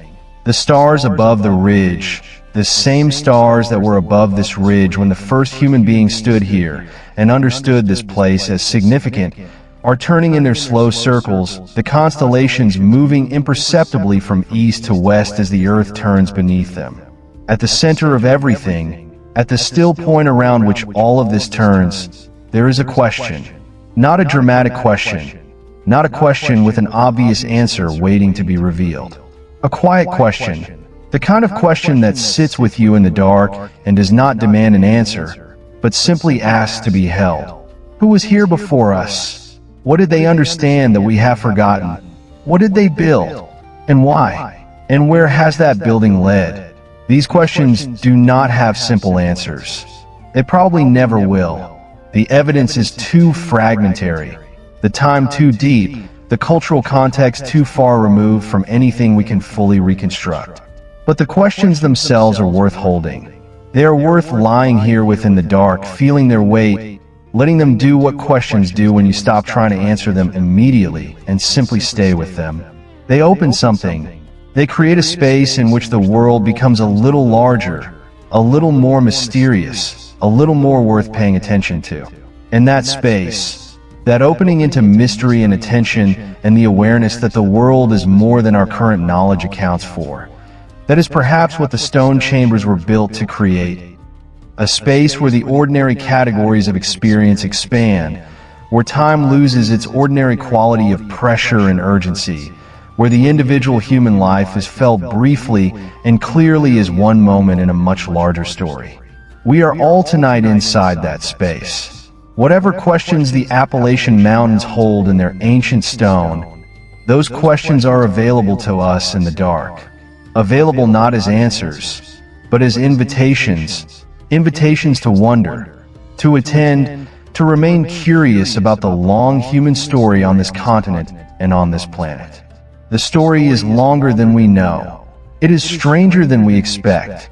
It is more beautiful and more mysterious and more worthy of our attention than any single version of it can contain. The mountains know this. They have always known this. And in the quiet hours before dawn, when the world is most still and most honest, they are willing to share it with anyone who is willing to be still enough to listen. Sleep well. Dream of old stone and older stars and the long river of human time flowing through these mountains. Dream of the people who stood where you might stand, who looked up at what you can see, who built something to mark what they understood about the turning of the world. They are not gone. They are in the stone. They are in the question. They are in the night. There is a word in the Cherokee language, Elohi, that is often translated as nature or the natural world. But that translation loses most of what the word actually means. Elohi is closer to something like the whole living context of existence, the totality of relationships between all beings in all places and all times. It includes the human and the non-human, the living and the dead, the visible and the invisible, the present and the past, and whatever comes after. It is not a backdrop to human life. It is the medium in which human life occurs, inseparable from it, constitutive of it. When the Cherokees speak of their relationship to the southern Appalachians, they are speaking about their relationship to Elohi. The mountains are not simply their homeland in the political sense. They are the specific form that the whole living context of existence takes in this part of the world. The ridges, hollows, creeks, springs, and stone outcroppings are nodes in the web of relationships that constitute Elohi, each one with its own character and history and significance, each one connected to all the others in ways that are not always visible, but are always real. The stone structures of the Appalachians, seen through this conceptual framework, are not merely human constructions. They are nodes in the Elohi web where human intention, natural stone, astronomical light, and flowing water converge in a particularly powerful way. Places where many threads of relationship come together. Places where the density of connection between human beings and the rest of the living world is unusually high, and where entering that density of connection can change something in a person who is open to being changed. This is not a Western scientific description. It is not translatable directly into the categories of archaeology, astronomy, or architecture, but it is a description of what these places are from within a conceptual tradition that has thought about them carefully for a very long time. And it is at least as worthy of consideration as any description that Western scientific categories can produce. The stone chambers, walls, and cairns of the Appalachians are, from within the framework of Elohi, exactly what they appear to be. They are places where human beings, understanding themselves as participants in a living world rather than observers of an inert one, made permanent the relationships that gave their lives meaning. They built them so that the relationships would persist even after the individuals who created them were gone, so that the spring would still have its stone beside it, so that the sunrise of the solstice would still have its chamber to enter, so that the ridgeline would still have its cairns to mark the sight lines between the high places. The relationships persist. The chamber still receives the solstice light. The spring still runs beside the stones. The cairns still stand on the ridge crests, still visible to each other across the miles of valley and forest between them. The people who built these things are gone from the visible world, but from within the framework of Elohi, they are not entirely gone. They are present in the relationships they created, which are still real, still active, still doing what they were built to do. The relationship between the chamber and the solstice sunrise. The relationship between the standing stone and the lunar standstill. The relationship between the cairn and the distant cairn that it speaks to across the ridge. These relationships are the builder's persistence in the world. They are what survives, and they are perhaps more durable than any monument in stone, because they are not merely physical. They are the persistence of intention in a world where intention, if it is embedded deeply enough in the structure of things, can outlast the individual lives that gave rise to it by any amount of time. The intention was to mark the turning of the world, to acknowledge the cycles, to stand at the threshold moments and be present in a way that honored what those moments meant. That intention is still here, in the stone, in the alignment, in the question, in the night that holds all of this patiently, without judgment, without urgency, in the same way that the mountains hold what they hold, which is everything, which is enough. If you have stayed with this story to this point, you have done something rare. You have held an open question for a long time without demanding that it close. You have walked through a great deal of darkness and uncertainty, metaphorical darkness and the literal darkness of the night in which you are listening. And you have arrived here at this quiet place near the end. The question of who built the stone structures of the Appalachian Mountains will not be answered tonight. It may not be answered in our lifetime. It may be answered incompletely and provisionally by researchers working decades from now with tools and methods that do not yet exist. Or it may remain, as it has remained for all the time that anyone has been curious enough to ask, A genuine mystery in the oldest sense of that word. Not a puzzle waiting for a solution, but an invitation to the kind of awareness that mystery calls forth. The awareness that knows itself to be standing at the edge of what is known, looking out into the vast territory of what is not yet understood, and finding that edge not frightening, but deeply, genuinely alive. The Appalachians have been holding this mystery for a very long time. They're good at holding things. Mountains are. So are you tonight. So is this darkness. So is the slow turning of the world that the stone chambers were built to mark and honor. The world is still turning. The sun will rise again. And somewhere in the Appalachian forest, the entrance of a stone chamber is already positioned to receive that rising on the morning when the sun reaches its winter extreme and begins its slow return toward warmth. That is not nothing. That is in the deepest sense everything. Sleep now. And if you wake in the night, as people have always woken in the long middle hours, take a moment before you reach for the light. Lie in the dark for just a breath or two. Let the room be a hollow in the earth. Let the ceiling be old stone.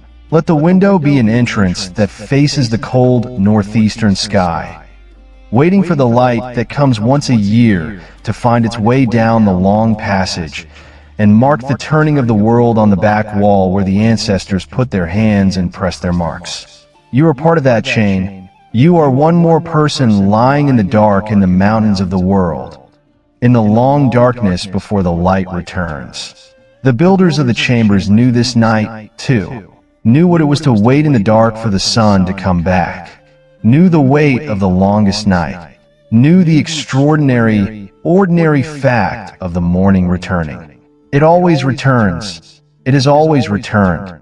That is the oldest fact, the fact before all other facts. Older than stone, older than the mountains that hold the stone. The light returns. After every darkness, however long and however deep, the light returns. The people who built their chambers to receive that returning light understood this in their bones and in their blood.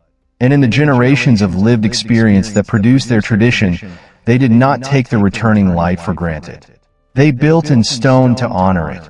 They gathered, presumably in their chambers in the deep of winter, and watched it come back. Watched the first thread of solstice light enter the passage and travel to the back wall. And they felt, presumably, what human beings always feel when the thing they feared might not return does return. Relief so deep it becomes gratitude, gratitude so deep it becomes reverence, reverence so deep it becomes, in the end, stone. That is what these mountains hold. Not just the mystery of who built what and when and why, but the deeper mystery of why human beings, in every era and every culture, reach for permanence when they want to honor what matters most. Why the impulse to build, to mark, to make lasting is so deep and so universal that it cannot be attributed to any single tradition or any single people. It is the human impulse itself. It is what we do when we are paying attention to what is actually important. The builders of the Appalachian chambers were paying attention. They left the evidence of their attention in stone. The stone is still there, and the light still comes. Sleep well. Good night. Also, like and subscribe to my channel. Ancient Tales Sleep. Good night, sweet dreams.